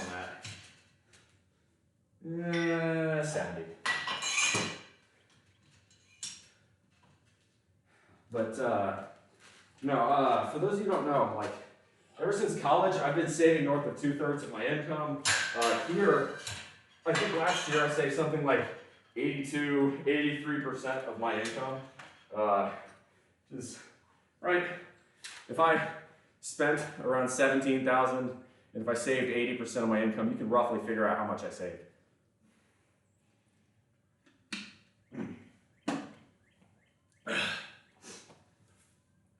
So you're moving from the house you're in? That's correct. It's in Oakland, good to visit, but shit state to live in. Politics are ass here. If California was intelligent, okay, City of Oakland has a golden opportunity to help drastically alleviate its housing crisis problem, but it has to be smart. The Oakland Athletics are not staying in that shithole of a stadium. The Raiders have already left. That stadium is right next to a BART line, right next to an Amtrak line, and right next to a Caltrain line. It's the perfect spot to build the highest density housing possible. All right, maybe Kowloon Walled City is a bit too much to expect from the state of California, but if the city of Oakland had any brains at all, they would be hiring as many Japanese and Hong Kong consultants to build the highest density, efficient housing possible where the Oakland Athletics Stadium currently resides, okay? That could be the thing to change Oakland's fortunes and make the city financially solvent again. How'd you get in that position of being able to retire already? Is he picking up the entire bill since Dodger's leaving? Yes. He can afford it. He's another site worker. So he's gonna pay, I think we settled on $1,100 a month for rent, which is pretty reasonable. It's about it's a couple hundred below what I could get on the market for it, but I know he's reliable and I know he wants to buy it. So he's got an incentive to keep really nice care of the house, which means it's protecting my investment. So it's worth giving him a reduced rent. That would ruin the neighborhood. Dude, the neighborhood currently consists of a decrepit stadium. What neighborhood? That's the best part. If Oakland had any fucking brains, they would see what a golden opportunity this is to build as much housing as they could on a shithole. Nobody likes the Raiders and Athletics old stadium. The Coliseum's a dump. $1,100 a month, yeah, for a house. 3 bed, 1 bath on half an acre with scuppered on grapevines growing in the back. You really don't know what you're missing. Bless your heart. This is why people, I'm telling you, people sleep on Dixieland. People sleeping on the South, man. You know I'm mocking NIMBYs. I know you are. I know you are. I'm going to do high-speed Army stuff when I'm done with school, but I'd love to know how you did it at such an early age. I picked a degree. I deliberately picked a degree that had low unemployment rates and high salaries. That was mechanical engineering. I went to a good but not overly expensive state school for mechanical engineering, Texas A&M University. I studied really fucking hard. I got my degree in 4 years. I found a job not in the industry I wanted. It was in the defense industry and it was not in a place I wanted, Greenville, Texas. But because it was a rural, low cost of living area, I was able to stack tons of payments, tons of savings. I didn't spend my money on stupid shit. I bought a small 4-cylinder economy hybrid hatchback. I didn't buy a big stupid truck. I didn't buy a big stupid house. Then when I moved here, got into the nuclear industry, which is what I wanted to do, I did the exact same thing. And I bought a house when interest rates were low because I knew that wasn't sustainable. And I was right. You pay twice as much here for an apartment. I know, and I've seen prices for apartments out in Oahu. It's gonna be bad, but I can afford it now. So you saved, that's how you did it? Yep. Like, I mean, I make decent money, but I'm not making $500,000 a year. In fact, well, if you guys want to know, I don't hide shit. I'm very open with what I make. 2024 is going to be the first year where I am getting paid over $100,000, and it's just barely. I got a promotion, ironically, the day after I told them I was leaving my current job, that finally boosted my salary over $100K for the first time. And then my starting salary out in Hawaii would be just a bit over 100K as well.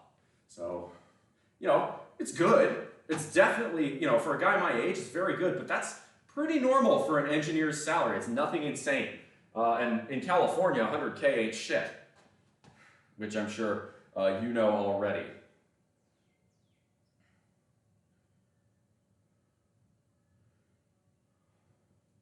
All right, so let's see, we got one more set of curls. No, we got one more set of lat raises, excuse me. Fuck it, I'm just gonna do another set of curls first. How old are you? 28. It is Greenville. Did I say Greenville? No, it's in the South is Greenville. He gave you the most southern compliment insult ever. Oh yeah. No, if you live in California, bless your heart is basically my default response to anything you say. And again, I'm not a Texan by birth, but I lived in Texas longer than anywhere else. And in Texas, crapping on California is like the 4th most popular sport behind football, rodeo, basketball, and baseball.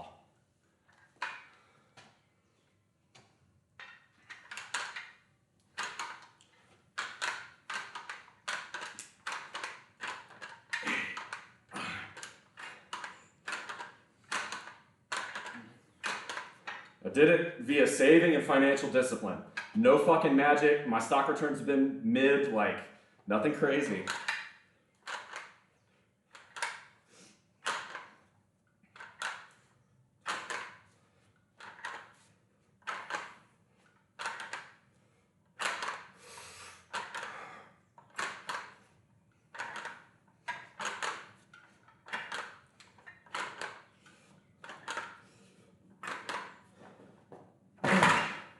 But yeah, Celaya, if you want to see some drastic life changes to put you on that independence grind set, you found the right place. You found the right community. The high cost of living crisis is an illusion. It's because people want more and think they're entitled to more. People compare their lives. Comparison is the thief of joy. Meanwhile, I live on $18,000 a year here and feel like I live like a king.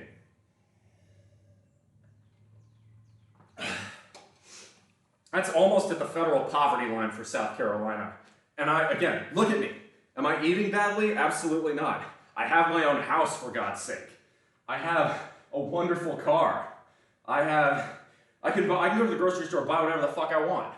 I could go out right now if I wanted to. I could go out and buy a brand new Tesla. I just don't want to. Because that's not financially disciplined.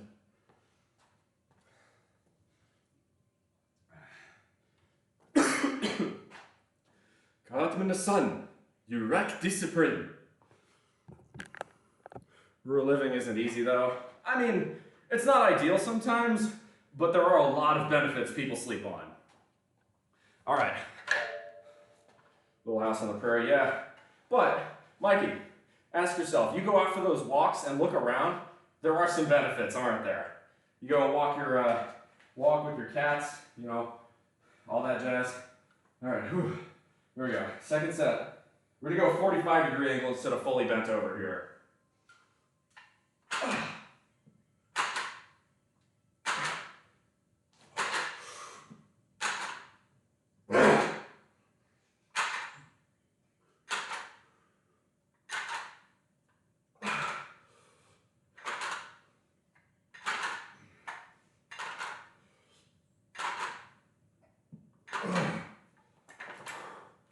Oh, that's good. That's good. One more set of those, and then we'll work on incline curls, single arm rows, concentration curls, and one more final set of barbell curls. Yeah, it is entirely possible to save 83% of your income. And I know because that's what I did last year. Oh, by the way, what do you think this means for my taxes? I made, as near as makes no difference, 100K gross last year, just a bit under. I paid taxes on $48,000 of income for 2023. Why? Because I'm fucking smart. I know that sounds arrogant, but like, yeah, you can just do that in the United States. The government really likes it when you fund your own retirement, and so they'll give you a shit ton of tax breaks for doing so. $22,500 in a 401k.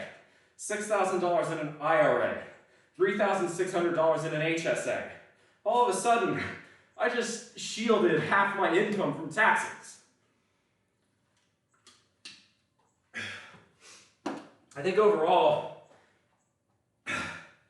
my overall tax rate, like when you calculate it all up, is something like 14% for last year. And that's state, local, FICA, everything. Got another poster Discord for that workout, hell yeah. Alaska is beautiful, but you have to love the cold. Now, I deal with hot, humid, sticky weather here in South Carolina, but Alaska is for people who are built different, and I know I'm not. Hard pass. Minus 48 for me. Look, if you live in Alaska and you love it, bro, you're more badass than I am, but like, nah, fuck that shit. I will deal with the hot, mosquito-laden heat of a sweltering Dixieland summer 1,000 times over before I will ever deal with the unholy cold that is Alaska. Oh, the darkness. God, who would want 3 hours of sunlight in the wintertime? That just sounds depressing as shit. Yeah, it gets up to the 70s sometimes. Now, look, I got family in Washington, okay? And I've had to spend Christmases with my family in Washington. The sun goes up at 9 a.m. and it goes down at 3 p.m. That's depressing enough. The idea that it would be even worse in Alaska, hard pass. I don't want 20 hours of darkness. Alaska and Hawaii are close, come visit. Maybe I'll do that, maybe in the summertime. Definitely not in the winter.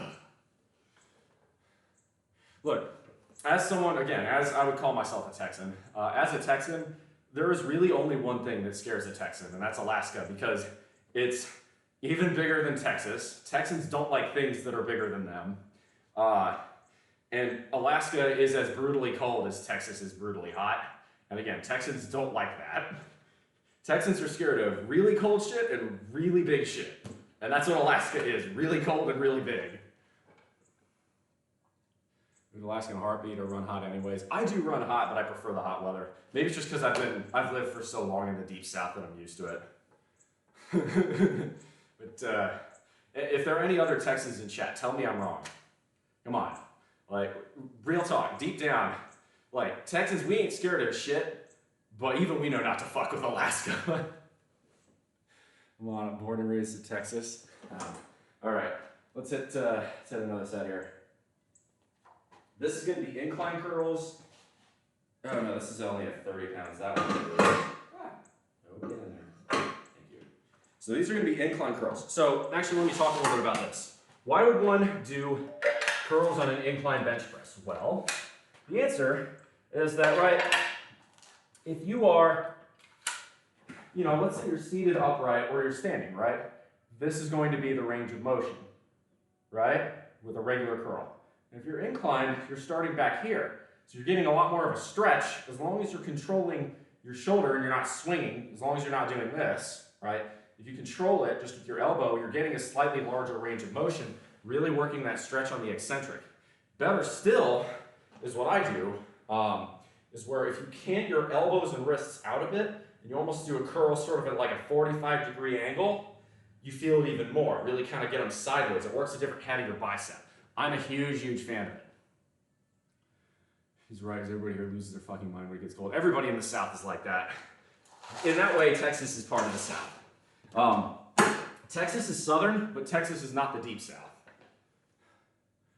Habitable areas in Alaska. It'll be in the outskirts of Anchorage. It's all there with the geography. Yeah, Anchorage is not nearly as cold as the rest of the state because you get ocean currents keeping it, okay, maybe not warm, but less frigid. But like, I guess when I think of Alaska, because I'm a military brat, I think of Fairbanks, and no, fuck that. Fairbanks sounds like hell on earth. But I will say, okay, when I was looking for a job straight out of college, I was willing to go anywhere. I even took an interview for a job in Barrow, okay, or not Barrow, but Prudhoe Bay, Deadhorse, which is that far north in Alaska. Why? Well, because I wanted something that had decent income. Neighbors lighting fireworks for some reason, that's strange. All right, advice for 18 and still in school and finished, I will work. What also prep training for Army. I want to be a combat medic. In that case, support. Appreciate it, man. Thank you for your service. I want to be a combat medic, 68W in the 75th Ranger Regiment. Well, I appreciate it. Thank you for your service. I'm about to go work as a civilian employee for the U.S. Navy out at Pac Fleet, right in Oahu.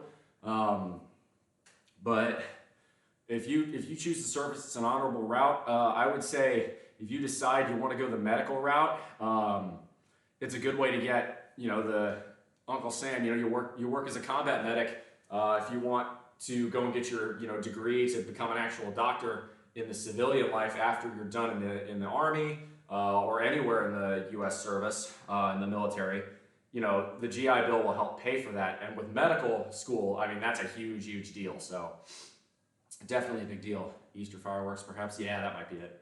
Working prep for maybe 2 years max. I'm not enlisted yet, but I want to. Well, God bless you. That's a really noble thing to do.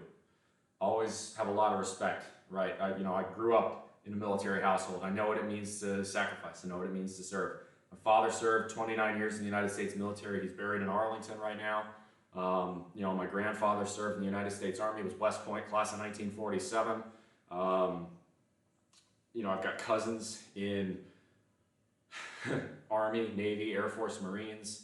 So I understand. I understand. I've got a lot of friends and family who are military. So God bless you. If you choose to do that, you are doing something very noble. Make sure you're doing it for the right reasons. And be aware of how hard it's going to be sometimes. It's not always easy, but that's not why you're choosing that path. You're choosing a hard path that is going to give you a lot of rewards. You're never going to have to question whether or not you're making a difference. I know I'm butchering a Ronald Reagan quote there, but it's true. People in the United States, he says the Marines, but really, people in the United States military never have to ask themselves the question, is what I'm doing making a difference? Because they know the answer is yes. I'm doing it for money, just feel like this is my life goal, what I want to do in life. You're going to kill it, bro. You're going to kill it. Be ready, get tough, get in good shape, try and start doing a little bit of running, start doing a little bit of, a little bit of lifting weights beforehand. Not because it's necessary, but because when you go to basic, it'll make your life a lot easier because you'll be used to it. But, I would say do that as some prep work. Now, if you're going to become a combat medic and you decide you really like being a doctor and helping people, save people that way, and then you get out and you become a doctor, right? Doctors make great money in the United States. They work long hours, but you're not going to have to worry about money if you become a successful doctor. So that's good. I'm already doing it, but not as consistent. Go three times a week minimum. 4 is ideal. I will sometimes do 5, but definitely 3 times a week minimum. God bless you, man. All right, let's go ahead and hit another set. So we're gonna go incline curls, all right? So watch how I've canted my elbows here, okay? They're kind of going out.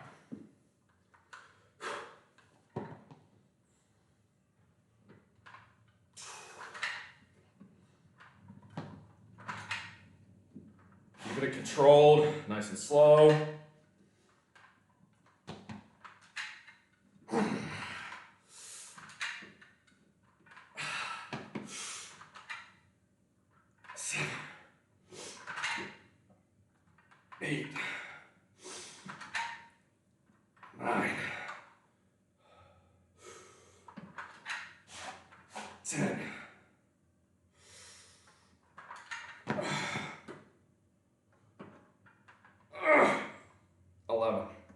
That's good.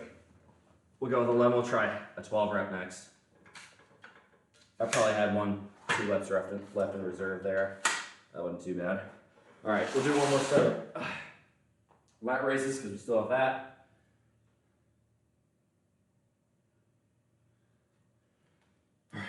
All right. Yes. All right. One more set of lat raises. So we're gonna go tilt up a little bit. So this one, right? We're gonna be going vertical, right? The last one I was at 45. The previous one was all the way bent over. So it's the same concept. It's just you're angling your back differently, and it's gonna work different parts of your back muscles.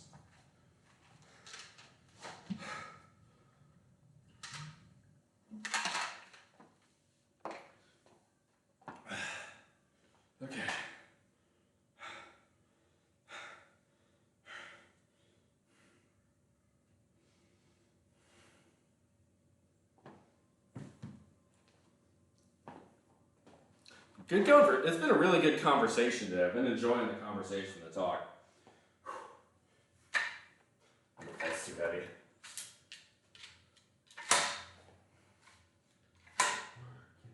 Feels breaking my back. I need a better deal. So long, Carolina. So long, Dixieland. I need to face the promise of the promised land.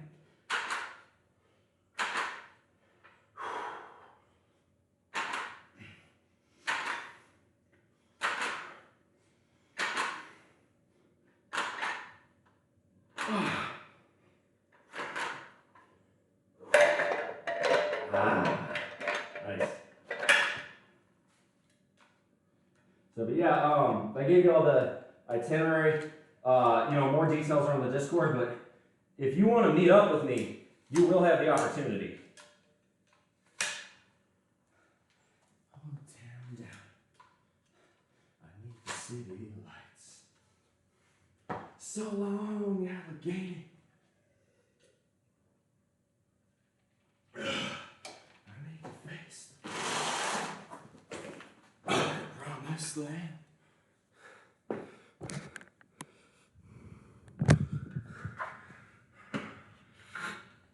Healthcare is go through is crazy how expensive it is to go through schooling, and that problem is a conflict of interest, right? Doctors naturally like their high salaries, and because of the increase in cost of malpractice lawsuits, it's very important to make the schooling as rigorous as possible. It's only the best of the best graduate, but that, of course, is going to mean the cost of schooling is absurdly high. There's an incentive to keep it high. So it's a trouble. Student minor, yeah. Well, I'm really happy with how the back has been coming along. I feel like I'm getting the Koopa shell there. Really happy about that. Do some oil change oil in the car. Anyone wants to save some money, learn how to do base maintenance to your car. Facts! Yes, DIYing is so good. I was thinking about changing the spark plugs in mine because my car's at 97,500 miles is the interval. I'm at like 94 right now. But the trouble with it is, right, half of those miles have been on electric, so the engine's only got 45, 50,000. I think changing the spark plugs at 50K is a little bit overkill. Face the promise. All right. Let's go. This is second set of incline curls. We got 2 more sets of this, single arm rows, concentration curls, and then one final burnout curl set with the 70 pounds behind us.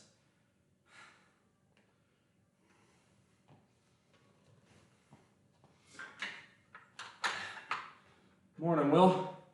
But yeah, y'all, I don't care what it is that you decide to do, but don't half-ass it. Give it your all, because you only live once. Why would you want to look back on your life wondering, well, if I'd only just worked a little harder? It's dumb. Do you do score crushers? I do. In fact, I did them yesterday on yesterday's VOD. You can go look at that.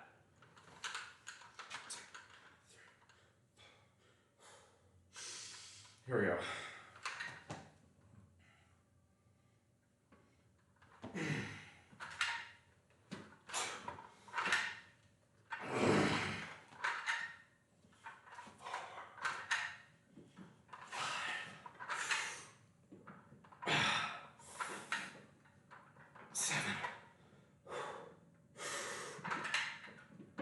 Eight, 9, 10, come on, 2 more.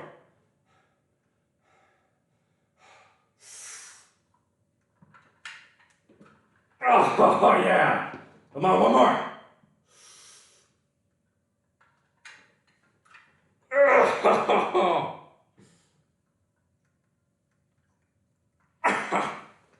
Oh, that eccentric. So the downside, that coming down slowly at the end, just stretches that bicep so good. What lifts are popular but not as effective or overrated? Cheat curls, probably be my biggest one. The cheek curl, where you're using your body, unnecessary to do an entire set of that. Now, if you want to do bicep curls, and like as your form breaks, as you're getting closer to failure, do a cheek curl on the way up and then really focus on the eccentric, that makes sense. But don't make an entire set of doing that. That's a waste of your time. Range of motion on those curls looks very therapeutic, and other resistance is there. That stretch feels good. That's what I'm saying. That's what incline curls give you, because your shoulders are further back a little bit, and you can cant your elbows out to curl it like this. Curl like this, you're getting a huge range of motion, right? That weight is going to stretch the elbow about as far as it can go, almost hyperextend it, curl it up, and it's the key is to really let that down slow. Other overrated exercises, let's see. Cable curls, okay? I know that there are people out there who absolutely adore cable curls. I'm not one of them. I think the cable machine is great for certain things, but I feel like the cable curl is just awkward. I don't feel like it's a smooth range of motion. I think the dumbbell is better for curls. The cable crossover, this.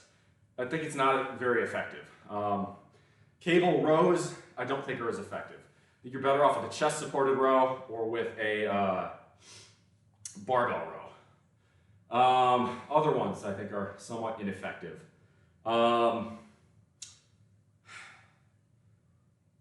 Not a huge fan of conventional barbell curls. I did them today because I do like to do them occasionally, but I think there are better and more effective variants. For instance, this incline curl, right? For hypertrophy, the incline curl is superior to the stated or seated barbell curl.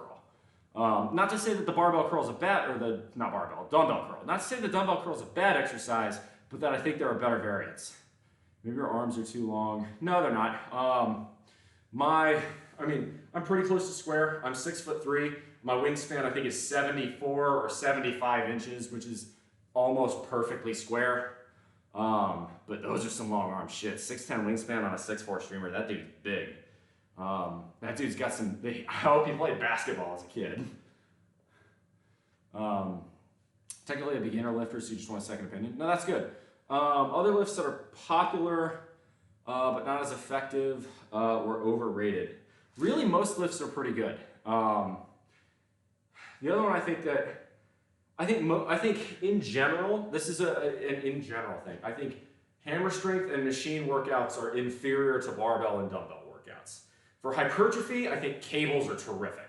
But in general, I think the best exercises, the cream of the crop, are your basics, your bench, your squat, your deadlift, your pull-up, your shoulder press. Those big five right there will get almost everything in your body. And then you can supplement with auxiliaries where and how you see fit. I think like the hack squat. The hack squat is great and it's really, really good for quad hypertrophy, but you can do the same thing with a front squat on a barbell, and I prefer the front squat. Known for being hung actually, but very shy about it. Well, no comment on that one. Hey, used to be a model. Damn, well, he's sexier than I am, man, that's for sure. Let's see here. Let's get a little bit of music going. Like, I ain't no model. I'm just a dude, right?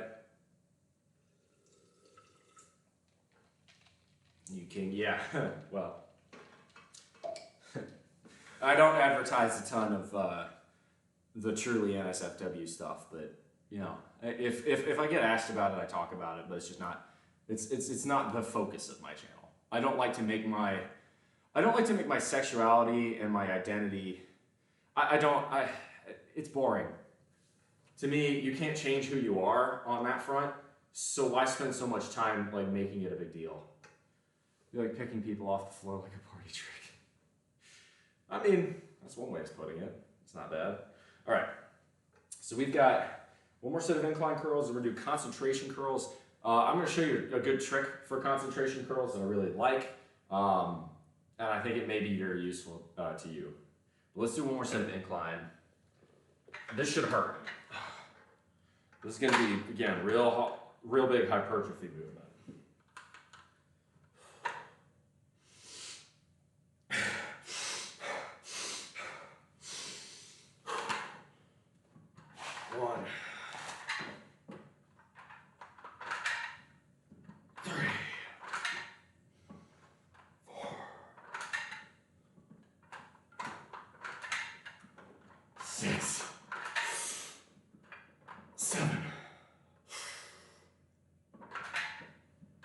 8. Come on. We got 4 more in me. Breathe.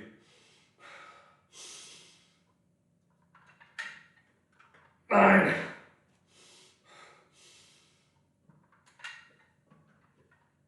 Oh, 10. Come on, slow, slow. Feel that burn.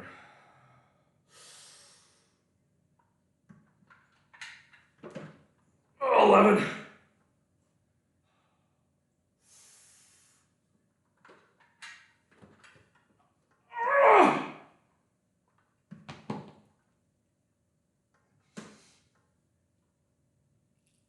Oh, yes! Oh, that hurts. Woo, that's 12. Let's go get that pump. All right, so now we got single arm rows, concentration curls, and regular barbell curl as a burnout. That'll be good. So 5 sets left.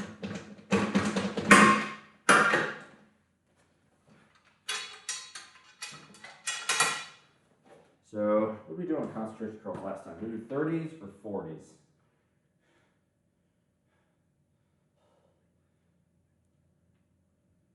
And we did do 40s. All right, so we'll keep a 40 over here. And in the meantime, we're gonna do single arm rows.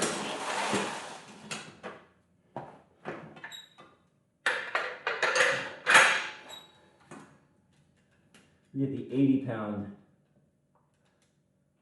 Yeah, we'll go 80 for this.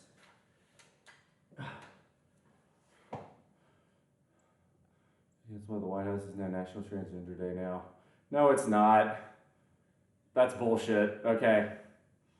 Nah, I think you're reading. I think you're finding a little bit of bullshit. That sounds like an online. That sounds like an online hoax. If it looks like an online hoax and it quacks like an online hoax, it's probably an online hoax. You may want to fact check that one, bro.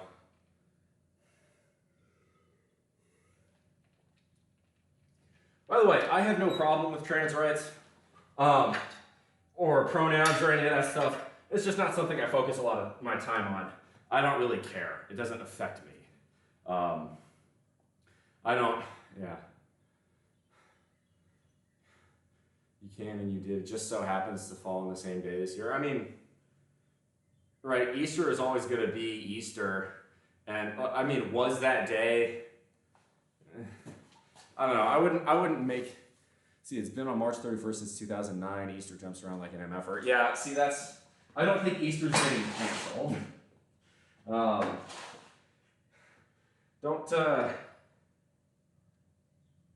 This is one where I don't think there's any malicious intent. I do think there is a societal stigma around Christianity, which is rather unfair, but I think Christians have to realize, look, it could be a whole lot worse. We as a religion have been through a whole lot worse. Just ask anybody who lived under the Roman Empire's thumb. Okay? We're not being oppressed. We're not. It's just, we're not.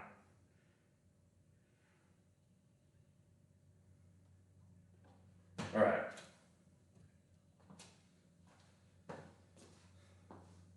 I do think, though, that there is,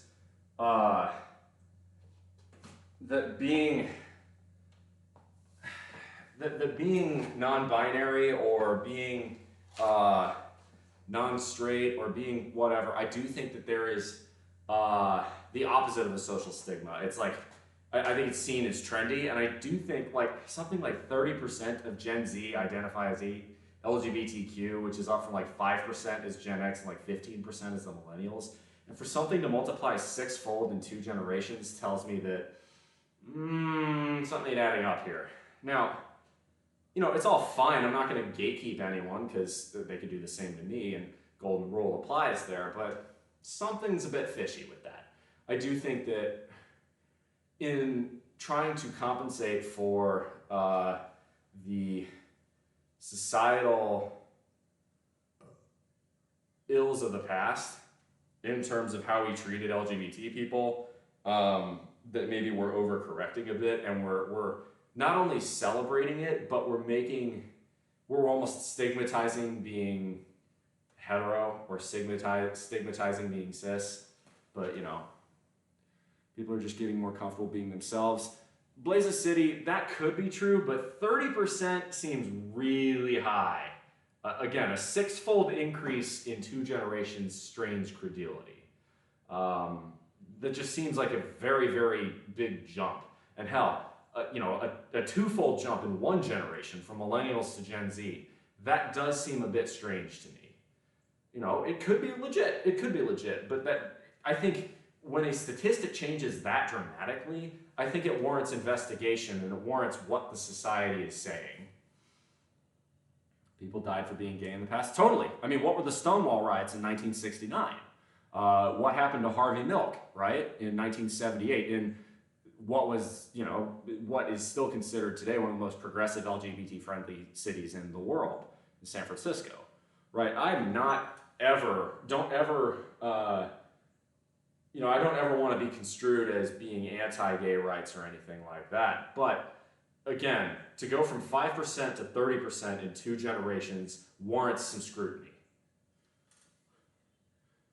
I just assumed the old figures were way underrepresented then. That's true, but the 5% is what's happening now, right? We're asking people now, right? So Gen Xers now versus millennials now and Gen Z now. And Gen Z is disproportionately calling themselves LGBTQ and whatnot. So that, I think, I'm not saying it's a false statistic. I'm not saying there's anything wrong with it, but I do think it warrants some scrutiny. I think it warrants saying, why is this happening? This is a large societal change, and we need to understand the details behind it. I do think a part of it is that being LGBTQ is seen as trendy these days. And that kind of makes me sad, because your identity and your sexuality and your gender shouldn't fucking matter. That's what we should be aiming for.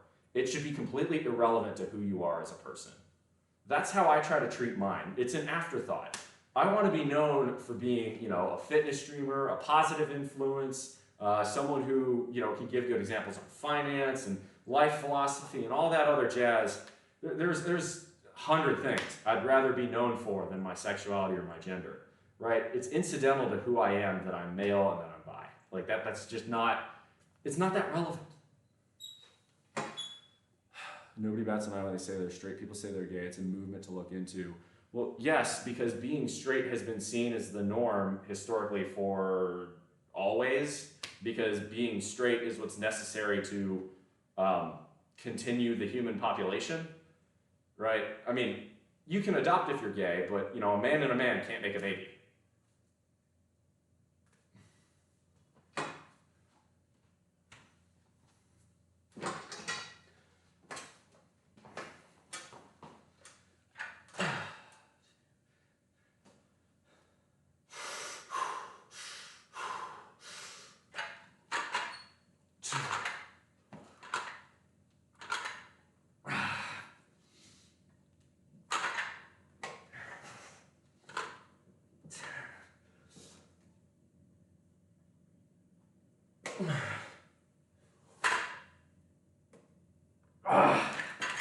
I tilted my torso a bit on that last one.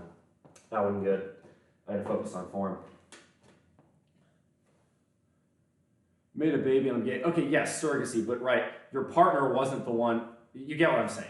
You get my point. Okay. You're so stronger, it doesn't affect you. In other regards, you won't care. Well, what I don't want to see happen is people choosing their identity because of social pressure. I want people to feel free to do what they think is right and not be influenced, That's why I care. Be who you are and let who you are shine through, not some identity.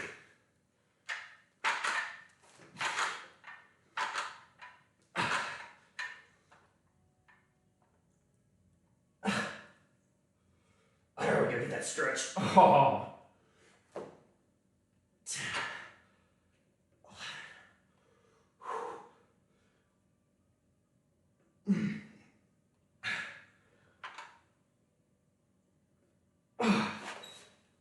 Ooh.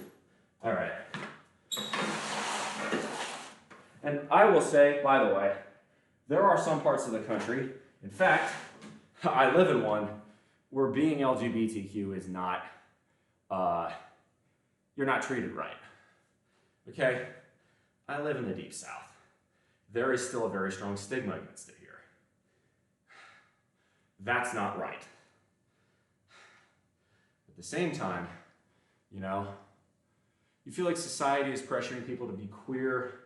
Not exactly, but I do feel as though we spend a large portion of our efforts, especially on online and on social media, is celebrating everything LGBT to an extent that it's become more about celebrating the idea of an identity rather than celebrating the actual people behind that identity.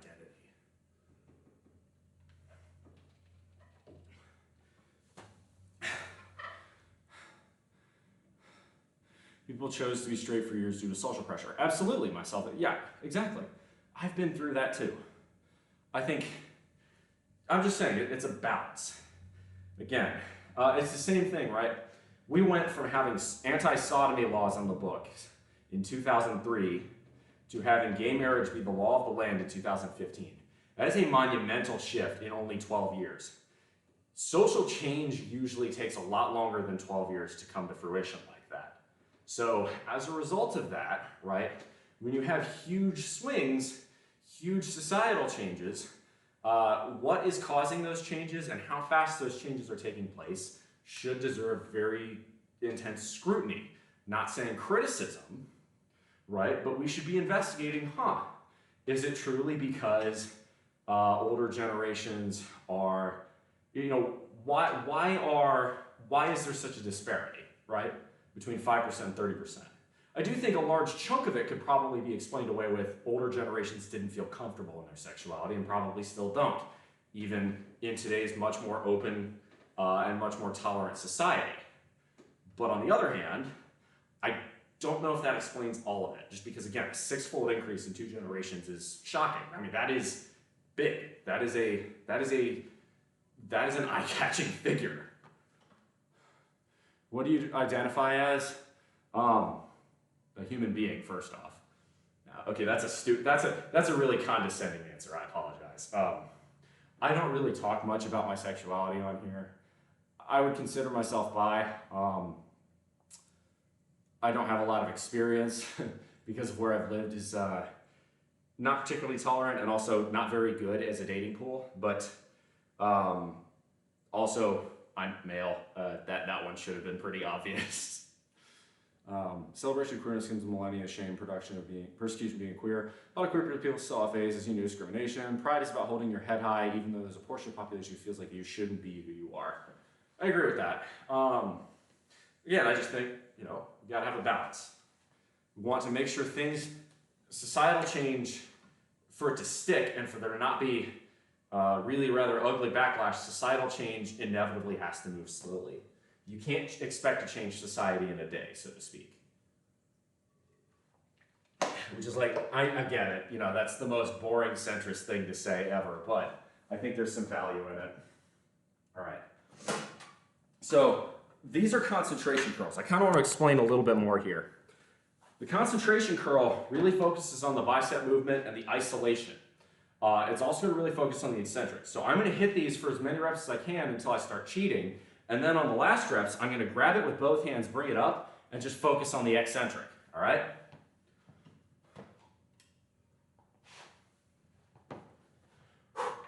One, two, right? You really see it's all about the isolation. I'm really trying not to move anything else.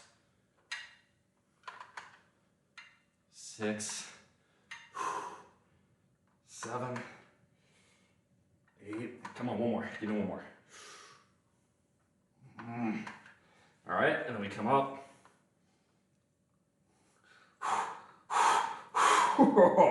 One more. Oh, that's brutal. Aha!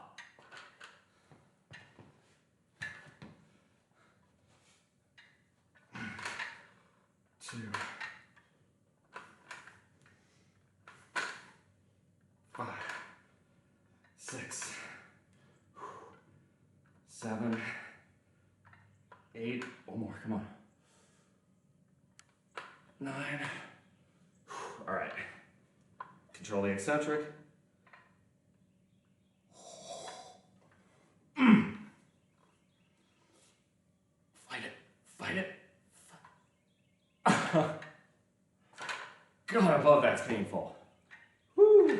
Does pink and black go together?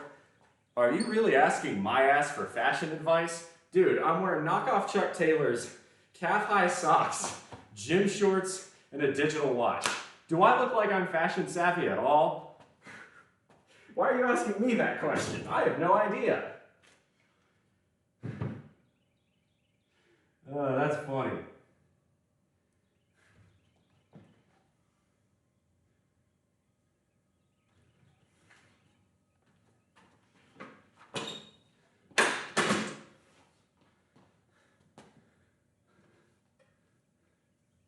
This fit though, it doesn't matter you're in a gym. It sucks to be a little higher. Oh God.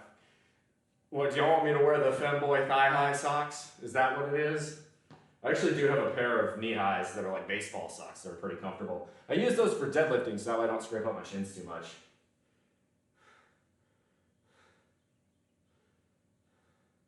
All right, let's get another song going here. We got a few more sets left. Still need to see the thighs. Oh, my audience. I love you guys. How many people we got in chat right now, by the way? Just out of curiosity. All right, here we go. Really work on the stretch here. I'm gonna go slow. Or I'm gonna try to go slow. Let's go.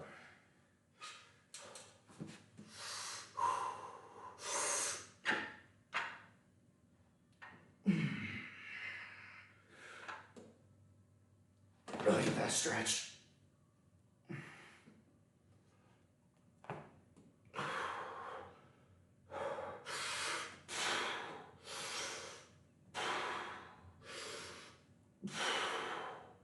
Come on. Come on.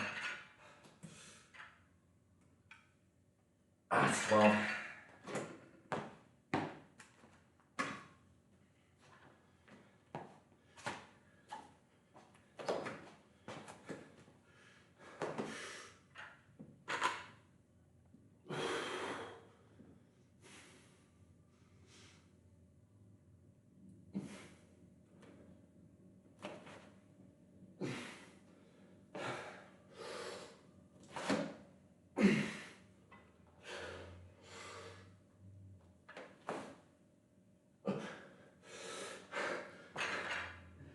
Come on. Oh my God.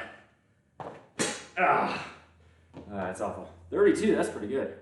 You're great. Curious, how you doing, Phoenix? You're still talking some guys, not a fan of the femboy. I know you're not. You're a mask-taking mask. I know you.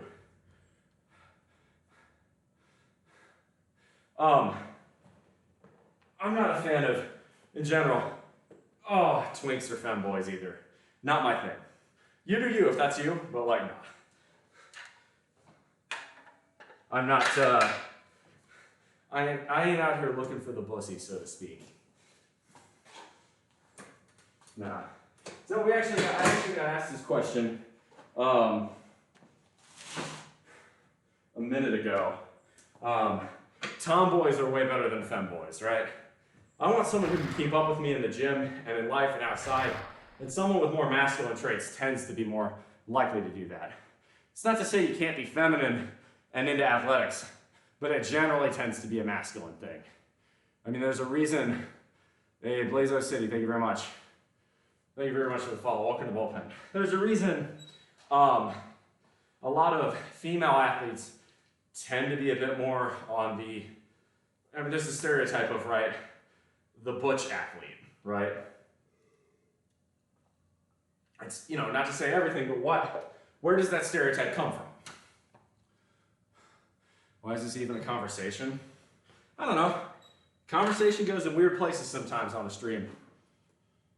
All right. So I've got one more set of concentration curls, one more set of barbell curls, and we're done. It's been a good workout. Appreciate the compliments there. Red Prince, welcome on in.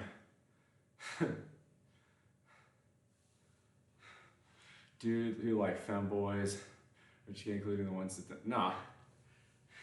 Like I don't know. The feminine form is fine, but the masculine form can be equally as attractive. I don't know.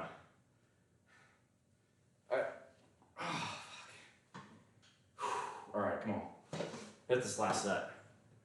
You know you can be masculine and still wear shorter shorts, right? Yes, but I also don't want to get kicked off of Twitch. Rule number one, and there's literally only one rule in my chat, is don't get me kicked off of Twitch.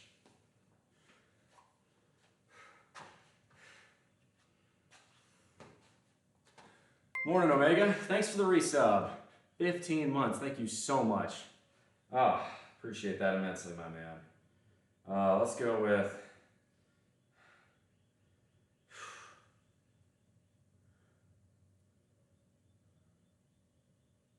There we go. That'll work. Hey, Talio. Good to see you. All right, we got one more set of concentration curls. Just like before, we're going to hit as many normal reps as we can. And then on the last rep or two, I'm going to go and just do the eccentric. Do the negative. I'm going to lose something to watch just because with the forearms, the blood's just pumping a lot right now there. So as you see a little bit of vascularity showing up, but not much. See if we can get the pump going a little bit more here.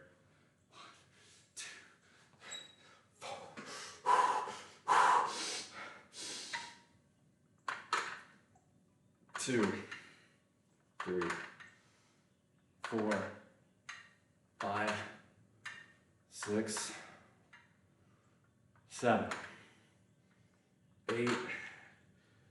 Come on. 9. Fight the decline. One more.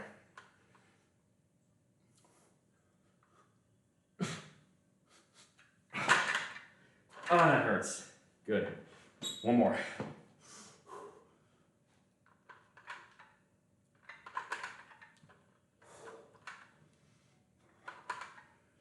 5, 6. Come on. 8. 9. That was janky. All right, come on. Fight the decline.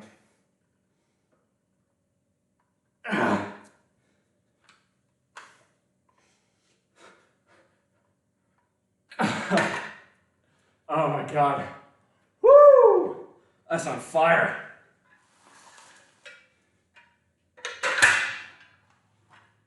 All right. We only got one more set next. That's the basic barbell curl. We're going to do this for reps. Nothing crazy.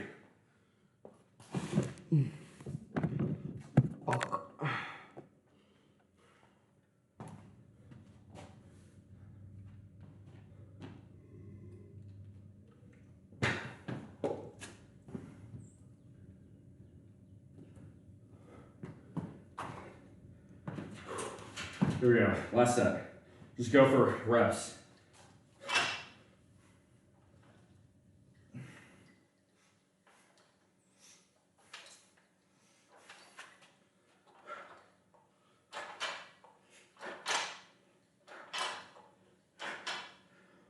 It's 10, come on.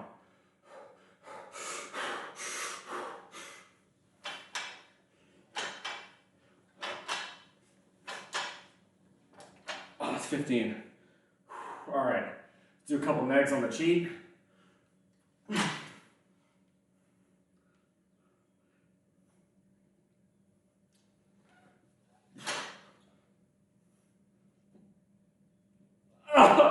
Come on.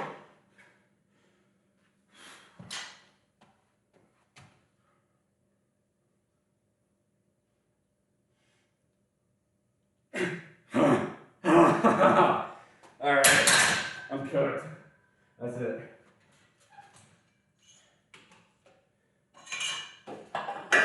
So that's 15 regular reps and then 3 negatives. That's what I say. So these last 3 reps were cheat curls, where I was using my body to swing the weight up, and I was just fighting it on the way down. But doing an entire set of cheat curls is a waste of your time. The value in a cheat curl and a negative rep, to me, is for hypertrophy at the end of a set.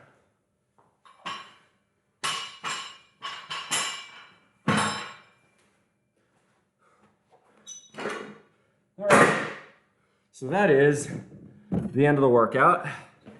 Whew! Good workout, y'all. So now we've got ourselves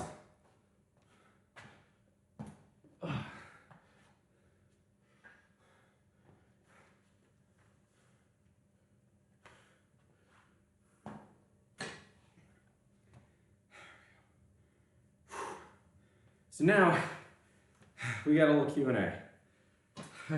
Just got to write down what I just did. So I write it down as such. I write 15-3. So write 15 regular reps and 3 negative reps at the end. That was at 70 pounds for a barbell. So we're done there. I'm going to write down that we had protein. And I had a pint of milk beforehand. So write that down. 380 calories, 64 grams of protein, 7 of fat, 17 carbs. Milk's 220, 16, 5, and 26. This is 1% milk. I don't go out of my way to buy 1% milk. It was just what was on sale. Oh, okay. So, Q&A time.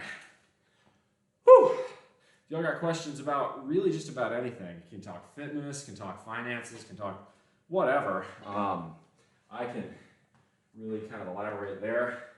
Or I might have. Me an orange. But for hike day, hike today and I'm done with myself. Hey, that's good. I always love going on hikes. Yesterday I went to my thinking spot one last time.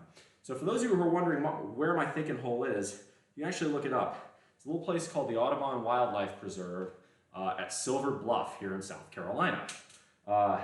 Yes, that's giving away basically where I live, but I'm leaving in 3 days. Who gives a shit?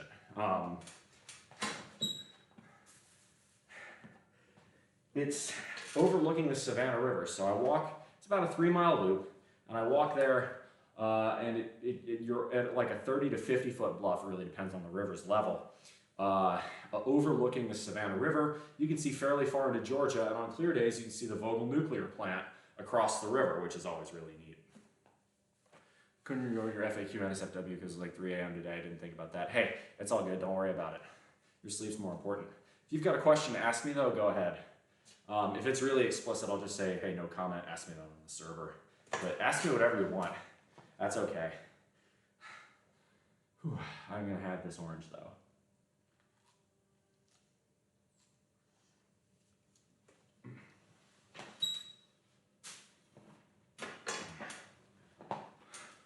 Juicy.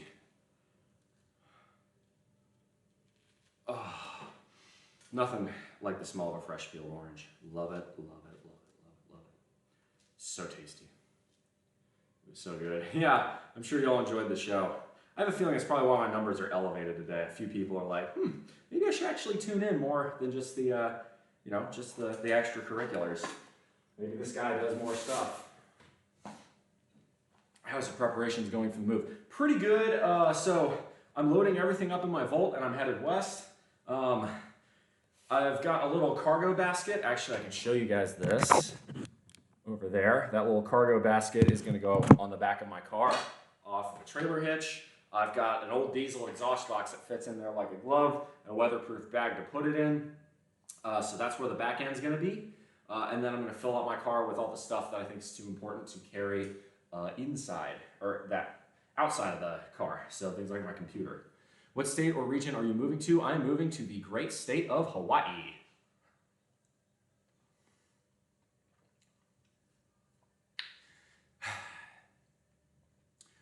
I use resistance bands when it stretches, normally 50 pounds resistance when my back bothers me, 25 pounds when I'm sick, 10 pounds so I never miss a day. Good on you, Omega. That's a really, really good routine to be in. Yeah, I'm moving to Hawaii. Acronym, you must not have been around for a little while. Welcome back.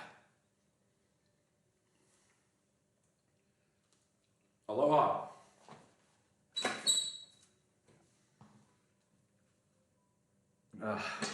So, for those of you who live Just live there on Oahu. Bro, I'm working for the Navy. I'll be out on Oahu.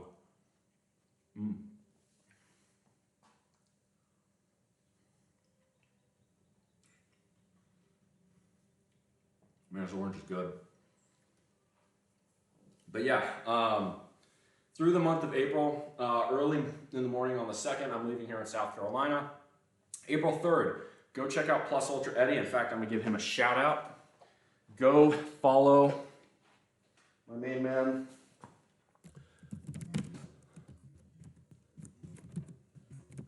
Go give Plus Ultra Eddie a follow, because on the 3rd of April, we're gonna do a collab stream at his place in Houston.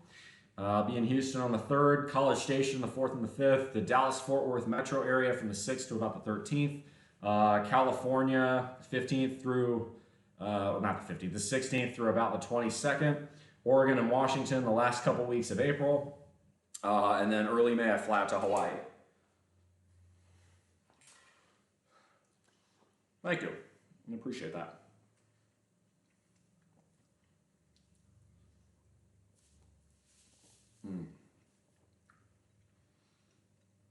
But yeah, Eddie offered me a collab workout, so we're gonna do that. Should be a lot of fun. I think we're gonna be doing biceps, so I get that shit ready. But today we hit traps, we hit biceps, we hit our lats. Ooh, that's good. Yeah. Got that Koopa shell, little Superman action there. Looking good. I'll take it. Not a lot of fat to trim off, but that'll come.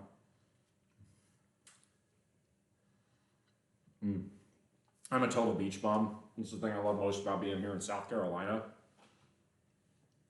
Honestly, the beaches along the Palmetto State, super underrated, but obviously nothing compares to Hawaii. So I'm very excited. Obviously, right, my Halle ass is probably going to get a little bit of razzing from the locals. I expect it. I'm going to be just real polite and chill about it, try to, not piss anyone off. I get how it is when you're stationed at Okinawa when I was a kid, and sometimes the airmen, or more often than not, the jarheads, would go out and do something stupid. Then my dad, who was an officer, would have to try and run damage control to address the justifiably pissed off locals' concerns. So I'm going to try to be part of not the problem out there.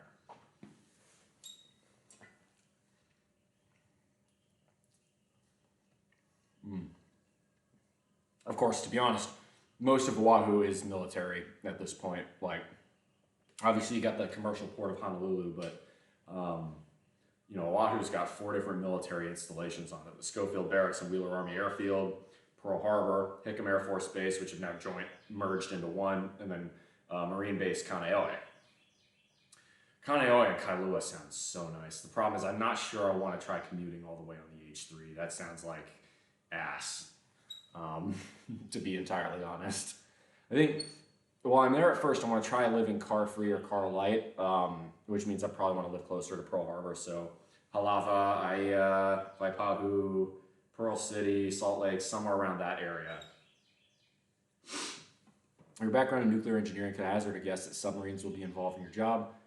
Most likely. I mean, realistically, it's either that or aircraft carriers. Those are the only two nuclear things anywhere within the state of Hawaii. So, I mean, it's kind of obvious. It's either that or aircraft carriers. See, acronym. In the South, that's just kind of expected. So, I think I'll be just fine. We Southerners tend to do that already. What I'm really excited about, tell you what, all that poke. I am an absolute sucker for good poke, or bad poke, or really any poke.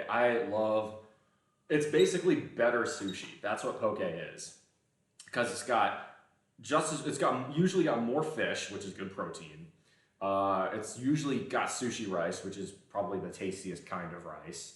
It's got seaweed, which I love. Seaweed salad, which I also love. Edamame, which is really good for you, and to be honest, tastes really nice in it. And then sometimes it has fresh pineapple, which nothing beats a fresh Hawaiian pineapple. I know Hawaii is not where the pineapple is native to, but if you have had a fresh picked pineapple in Hawaii, you know just how good that is. Jasmine would like a word with you. Fight me, sushi rice is better than jasmine rice. Jasmine's very good. So is basmati. And like for biryani, use basmati. But sushi rice just... H3 does kind of stink. Nice, beautiful drive though. I'm gonna try to go somewhere along a bus line or to rail. That's what I'm kind of hoping to do. I know the rail's not fully all the way to the Radford Drive stop yet. I think that's supposed to be open somewhere in 2025, but it gets you all the way to Aloha Stadium right now. And there's a bus that goes from Aloha Stadium to my part of the harbor. So, you know, I'm also going to get to telework a couple days a week. So hopefully that means I don't have to do that all the time. I do love the smell of jasmine rice. I'll agree with that. It smells, yeah. Honestly, there really isn't a bad kind of rice. Even basic generic long grain white rice that I get here in bulk because they grow it in Arkansas and Louisiana. It's very good, serviceable rice. There's nothing wrong with it. Which Minecraft server? Too bad Aloha Stadium is condemned. If the people of Oahu have any sense whatsoever, I know this sounds like I'm, mainlander splaining here. They will delete that decrepit, rusty old stadium, and much like I suggested what Oakland does with the Coliseum, turn it into the highest density housing possible. Aloha Stadium is already right next to the rail line. It's right next to Pearl Harbor, so a lot of Navy civilian employees and base workers can live there. But you've got to make it high density housing. Kaneohe is also close to Kailua. Oh, Kailua Beach is so pretty. And Lanikai is hidden right there with outstanding beaches. I heard someone told me last night, Polo Beach up on the North Shore is supposedly a nude beach, which might be a lot of fun. I mean, come on, right? Come on. Oh, I've heard about the Pillbox hike, yeah. Because there's a bunch of World War II installations. Yes. Dude, the hiking's supposed to be incredible. Because, right, so Oahu, you have mountains in the middle of the island. And that separates the windward side from the leeward side. And the windward side's more rainy, a little bit more rainforesty, which is where Kaneohe and Kailua are. And then the leeward side's where, Honolulu, Pearl Harbor, Eva Beach, Kapolei, all that side is. The southern side's mostly the leeward side. So you get distinct, almost separate biomes on the same small island. It's fantastic. Acronym, if you have contacts in Oahu, please come talk to me on Discord. I need as much advice and intel as I can get. And of course, if anybody's looking for a temporary, short-term, couple of weeks renter, I'd be happy to do that too. One thing I also love about Hawaii, they do the little JDM K-trucks. So there's a couple dealers that buy them from Japan because shipping stuff from Japan is about equal cost from shipping stuff from California to Hawaii because it's out in the middle of nowhere. Right? It's in the middle of the ocean. So you get these little 3-cylinder, Japanese mini trucks, which are brilliant for transporting most of the shit that you need to transport, but still get 35 miles per gallon because it's a little 3-cylinder engine. And yeah, do they have lots of power? No, it's 40 horsepower, but it's Hawaii. It's not a huge island. The fastest you're ever going to go is 50 miles an hour anyway. TikTok recruiter just reached out to me, tempting. They pay really well. Fucking do it, Mikey. I know. Why would I tell you to do that? Try and change it from the inside. Try and change, the algorithm to introduce less brain rot. Honestly, TikTok is Chinese social engineering, but what TikTok does in China is it, generally encourages people to try and go and learn, Mozart's sonatas and shit at young ages. That's positive social engineering, right? In the United States, it's negative social engineering. Well, let's try and change that. Let's try and make TikTok naturally try and make people more positive, make people put their brains at higher levels of thinking, right? Instead of the low level, I want thinking.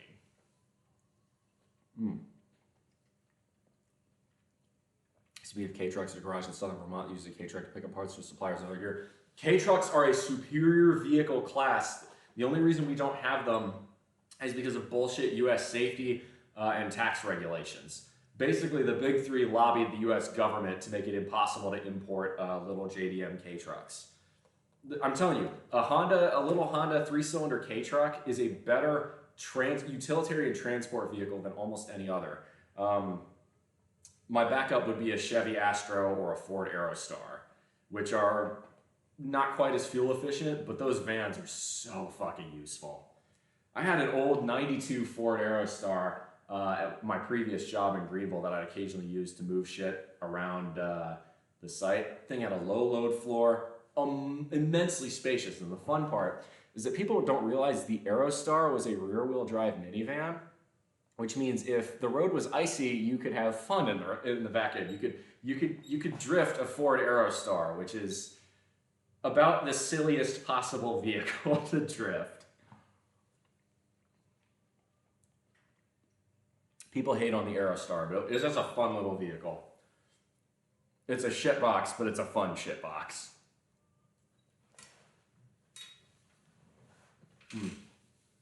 Really what the Aerostar was, hey, what if we took the Ford Ranger platform and made it a van? That's the Aerostar.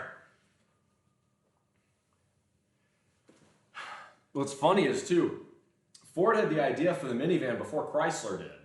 Remember, Chrysler came out with the minivan, the original Town and Country, and Dodge Caravan in 1983. And it was the design of one Hal Sperlich, led on by Lee Iacocca. Sperlich and Iacocca posed this idea to Henry Ford II in 1976. And Hank the Deuce, being the piece of shit, frankly, that he was, turned him down. Henry Ford II was a bastard, and Henry Ford II, along with people like Paris Hilton and Donald Trump, are poster childs for why I'm a huge fan of estate taxes. In general, I'm not particularly left-wing politically, but inherited wealth is the root of all evil. You should have to work for your fortune. So, Nepo babies are a bad thing. Hank was a Nepo baby, and it showed the way Ford was mismanaged through the 70s.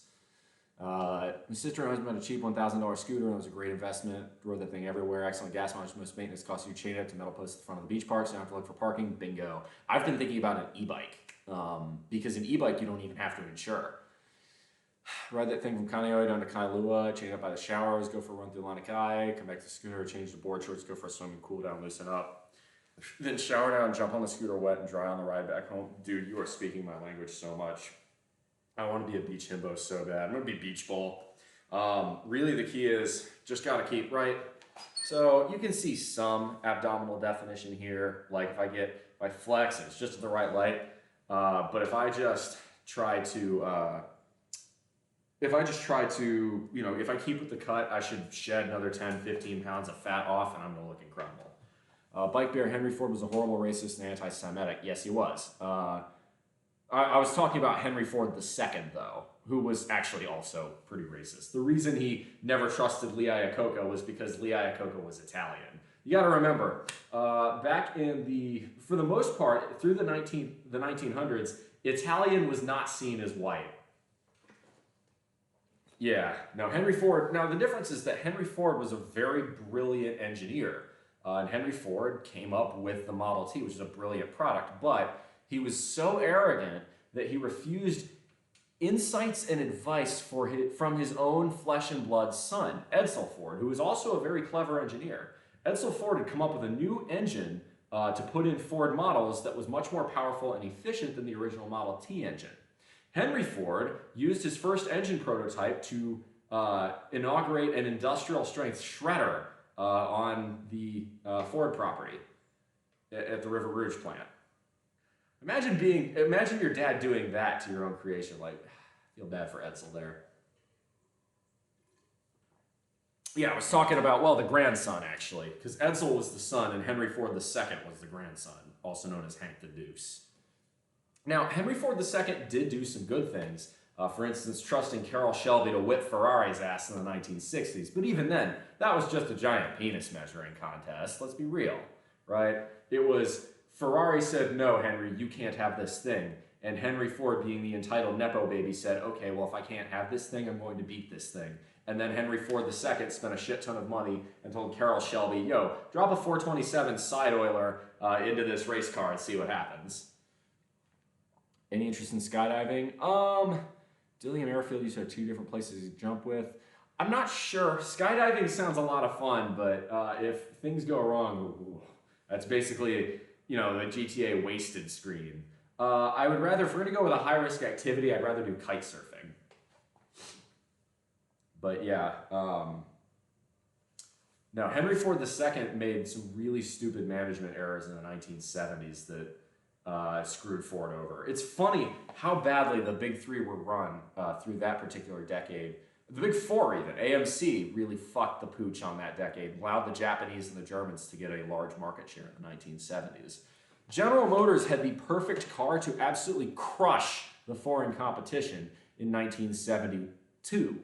The problem is they tried to release it early for the 1971 model year. This car was called the Chevrolet Vega. The Chevrolet Vega was a brilliant little mini Camaro looking car. The trouble is it didn't have the right quality control, and they did not let the engineers do enough testing on the design. As a result, the aluminum block engine failed, overheated, and melted. The engine grenaded itself after 40,000 miles. They also didn't check the rust proofing properly, which meant the car, the front engine mounts would rust out after 3 years, especially on roads in the 70s, right? This was the problem.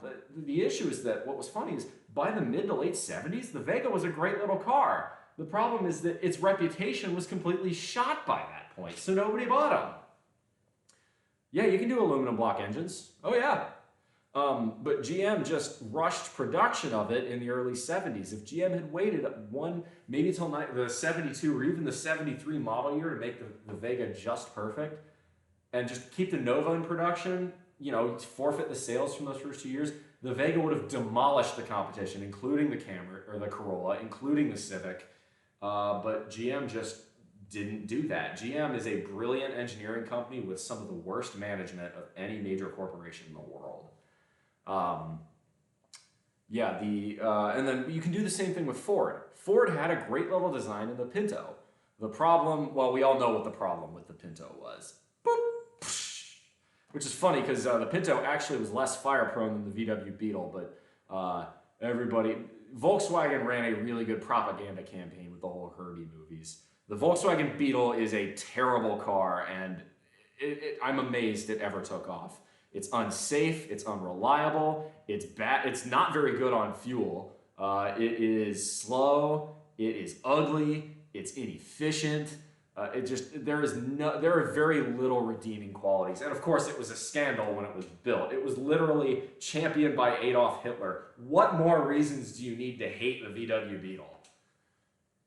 Because the Vega bombed, we got the Chevette, which was GM scrambling and saying, oh shit, we got to get something, and importing I think it was the Isuzu Gemini to the United States.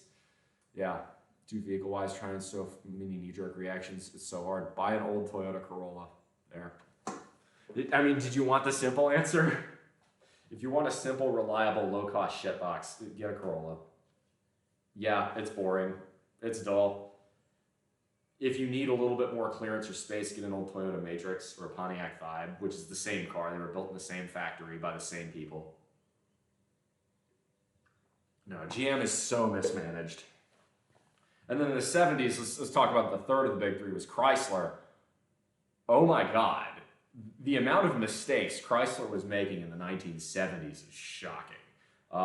They built nothing but bigger and bigger cars through the 60s, which meant by 1970 and 71, they had no small cars left. The smallest they had was the Dart, and the Plymouth Duster, which were good little cars for the time, but they were still, you know, about the size of they were big. They were still mid-sized cars back then. So what they did was they paired up with Mitsubishi to bring in, the Colt, which was basically it was a rebadged Mitsubishi Galant in the early 70s, which meant Chrysler basically had no profits from any of their small cars when the Arab oil crisis hit in 1973, and all of the profits from their big cars, you know, the New Yorker, the LeBaron, the Dodge Charger, the Plymouth Roadrunner, all those big gas-guzzling dinosaurs from the early 70s that Chrysler was pumping out, they lost a shit ton of sales and lost a shit ton of money. So Chrysler went down the tubes. Their one shot to try and fix it was the Dodge Aspen and Plymouth Volare, which Just like the Vega, they rushed production on. The 75 and 76 Volare and Aspen were some of the worst built cars, even from a bad era of American car manufacturing. Those cars were absolute heaps of shit. And as a result, Chrysler continued to circle the toilet through that entire decade, and it got so bad to the point where they had to go to Congress for a bailout in 1979 when Lee Iacocca took over. Now, because of the rise of the K car, which, yeah, the K car is seen as pretty uncool by today's standards, but in 1981, it was actually a pretty good car. The K car was a much better car than anything Chrysler had pumped out before. That's what saved Chrysler in the early 1980s, was some good thinking by Iacocca. And then using that K platform, right, to build basically everything. The minivan was based off of a stretched K platform. You know, you had the E platform and the Q platform and the L platform, which were all variants of the K car, which is why Chrysler was able to profit immensely in the 80s. And then, of course, as time went on, Chrysler started making the mistakes it did in the 60s and the 70s, which is why they were back in the tubes in 2008. The only decade Chrysler was ever good was the 80s. Thank you, Lee Iacocca. The Dodge, Plymouth, the K platform, the Colt. I think they were pretty good in the 90s as well. The original LH cars were really well designed. They weren't quite as reliable as they should have been, but not the Stratus, but the LHS, the Intrepid, the cab forward designs were pretty revolutionary for 90s cars. So I would say, in general, I would say Chrysler was doing pretty well up until the merger with Daimler, which was probably the biggest mistake Chrysler could have made.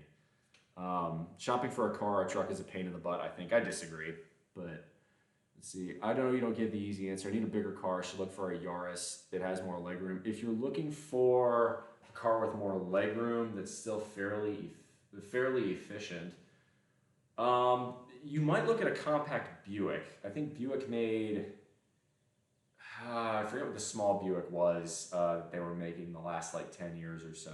That might be one to look at. Love my O2 Intrepid. Yeah, because of the cab forward design, those Intrepids, what they're called the cloud cars. It was the Intrepid was the big one, the Stratus was the middle-sized one, I think it was the Chrysler Cirrus. Those cars had much larger interiors for the overall dimensions because of the way that the car was constructed. Maj had a Dodge Omni and a Plymouth Horizon at one point in her life. And those cars, right, they were little compact shit boxes, but they were very affordable at a time where the United States needed affordable, efficient cars. The early 1980s had a pretty rough recession. In fact, the recession caused by the Volcker rule, increasing interest rates enough to get the inflation of the 1970s under control. That early 80s recession was the worst recession the United States had in between the Great Depression and the crash of 2008. Being an engineer, seem to know about cars and trucks. I see where you probably know already some vehicles you would buy. Yeah, I've already started thinking about that. I would really love to go car free in Oahu, but we'll see if that's possible. Yeah, the Omni and Plymouth Horizon they were good little cars. They were very Spartan. They were basic, but their price tag reflected that. They were not supposed to be luxury cars. Same thing with the Dodge Aries and Plymouth Reliant. The Dodge Aries was never meant to be a luxury car. It was an economy car. That's what Chrysler was doing. That's what Lee Iacocca prided himself on doing. And it's what they interviewed Lee Iacocca after 2008 when Chrysler was in the tubes again. He said, could you do it? Could you resurrect Chrysler? And he says, yes. And Lee Iacocca, and then he was asked, what would you do to resurrect Chrysler? And Lee Iacocca said very simply, I would make small cars that Americans want to buy. That's what Iacocca did in the early 1980s, and it worked. It would work again. Stellantis, please listen, bring back the Omni. Shit, at this point, I'd settle for the Aries. I'm doing a lot of road trips. All right, let's continue the Q&A for a little bit longer, but I do need to pee, so give me 1 second. Keep asking questions, and if not, we'll go probably like to rate someone, all right? Oh.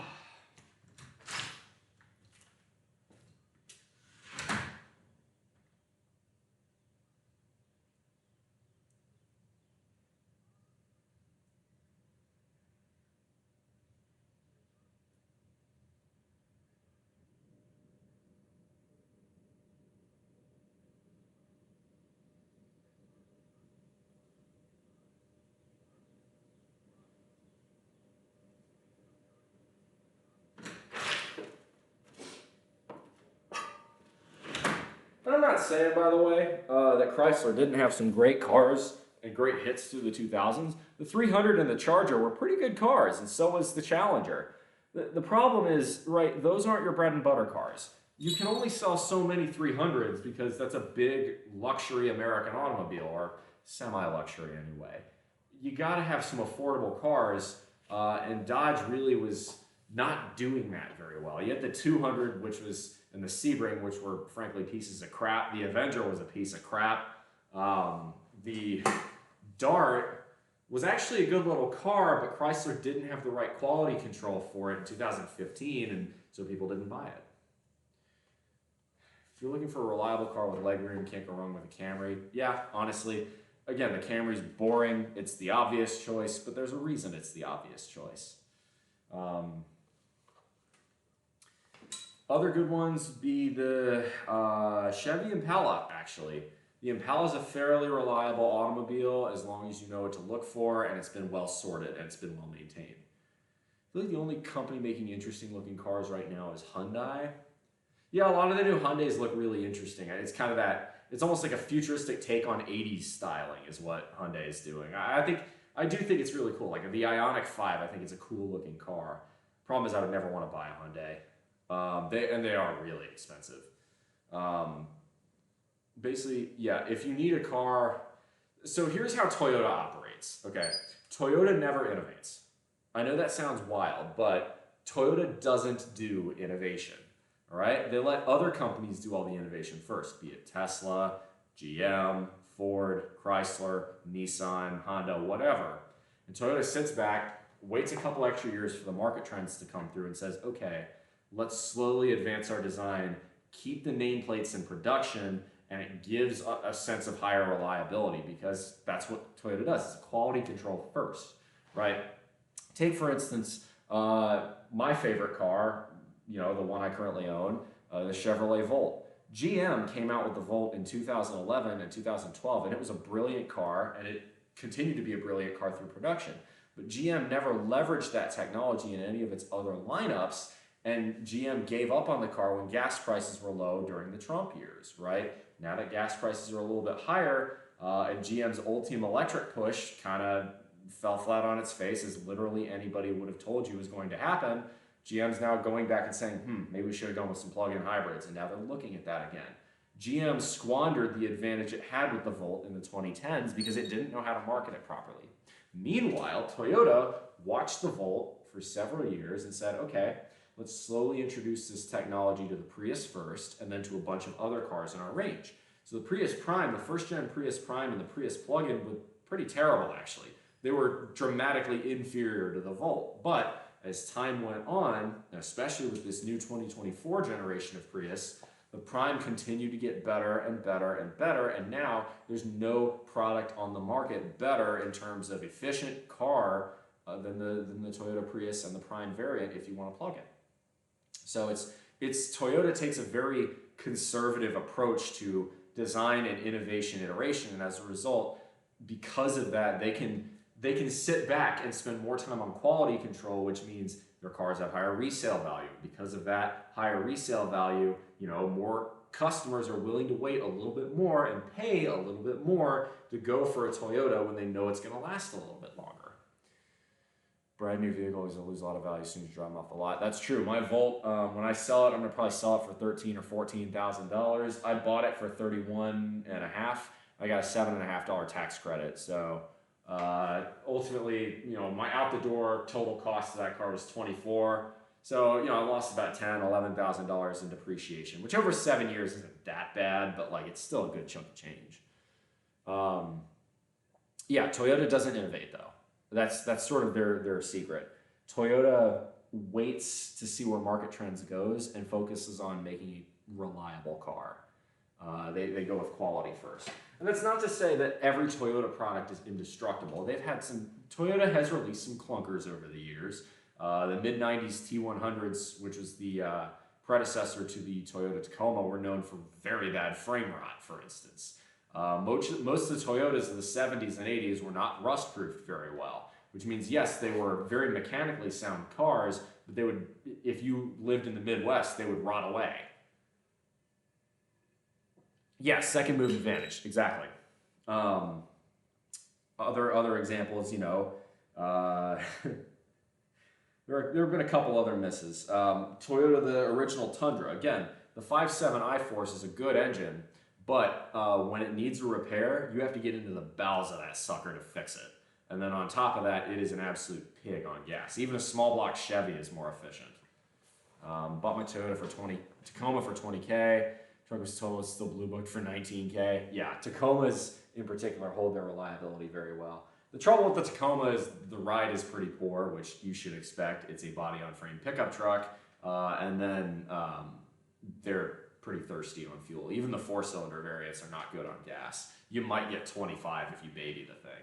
The 6-cylinders, you might get 22 if you baby the thing. All right, so y'all, I think it's about time for a raid. Let's go ahead and see who we've got live right now. Should be a lot of fun. So we're gonna go. Who do we got? We got Holder Heck. We got Celtsy. We've got Bam Bam.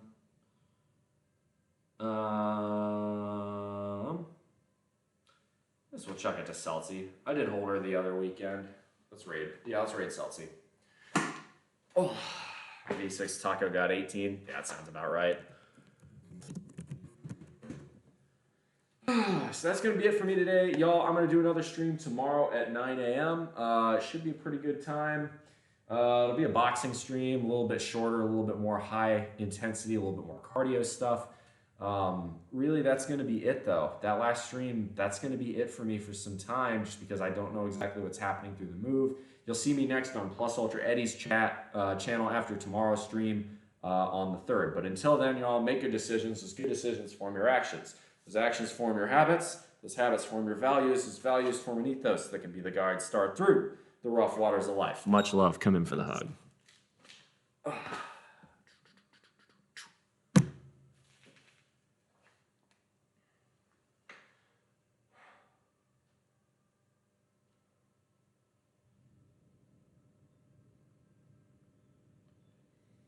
All right, y'all. Peace out, YouTube. Been good.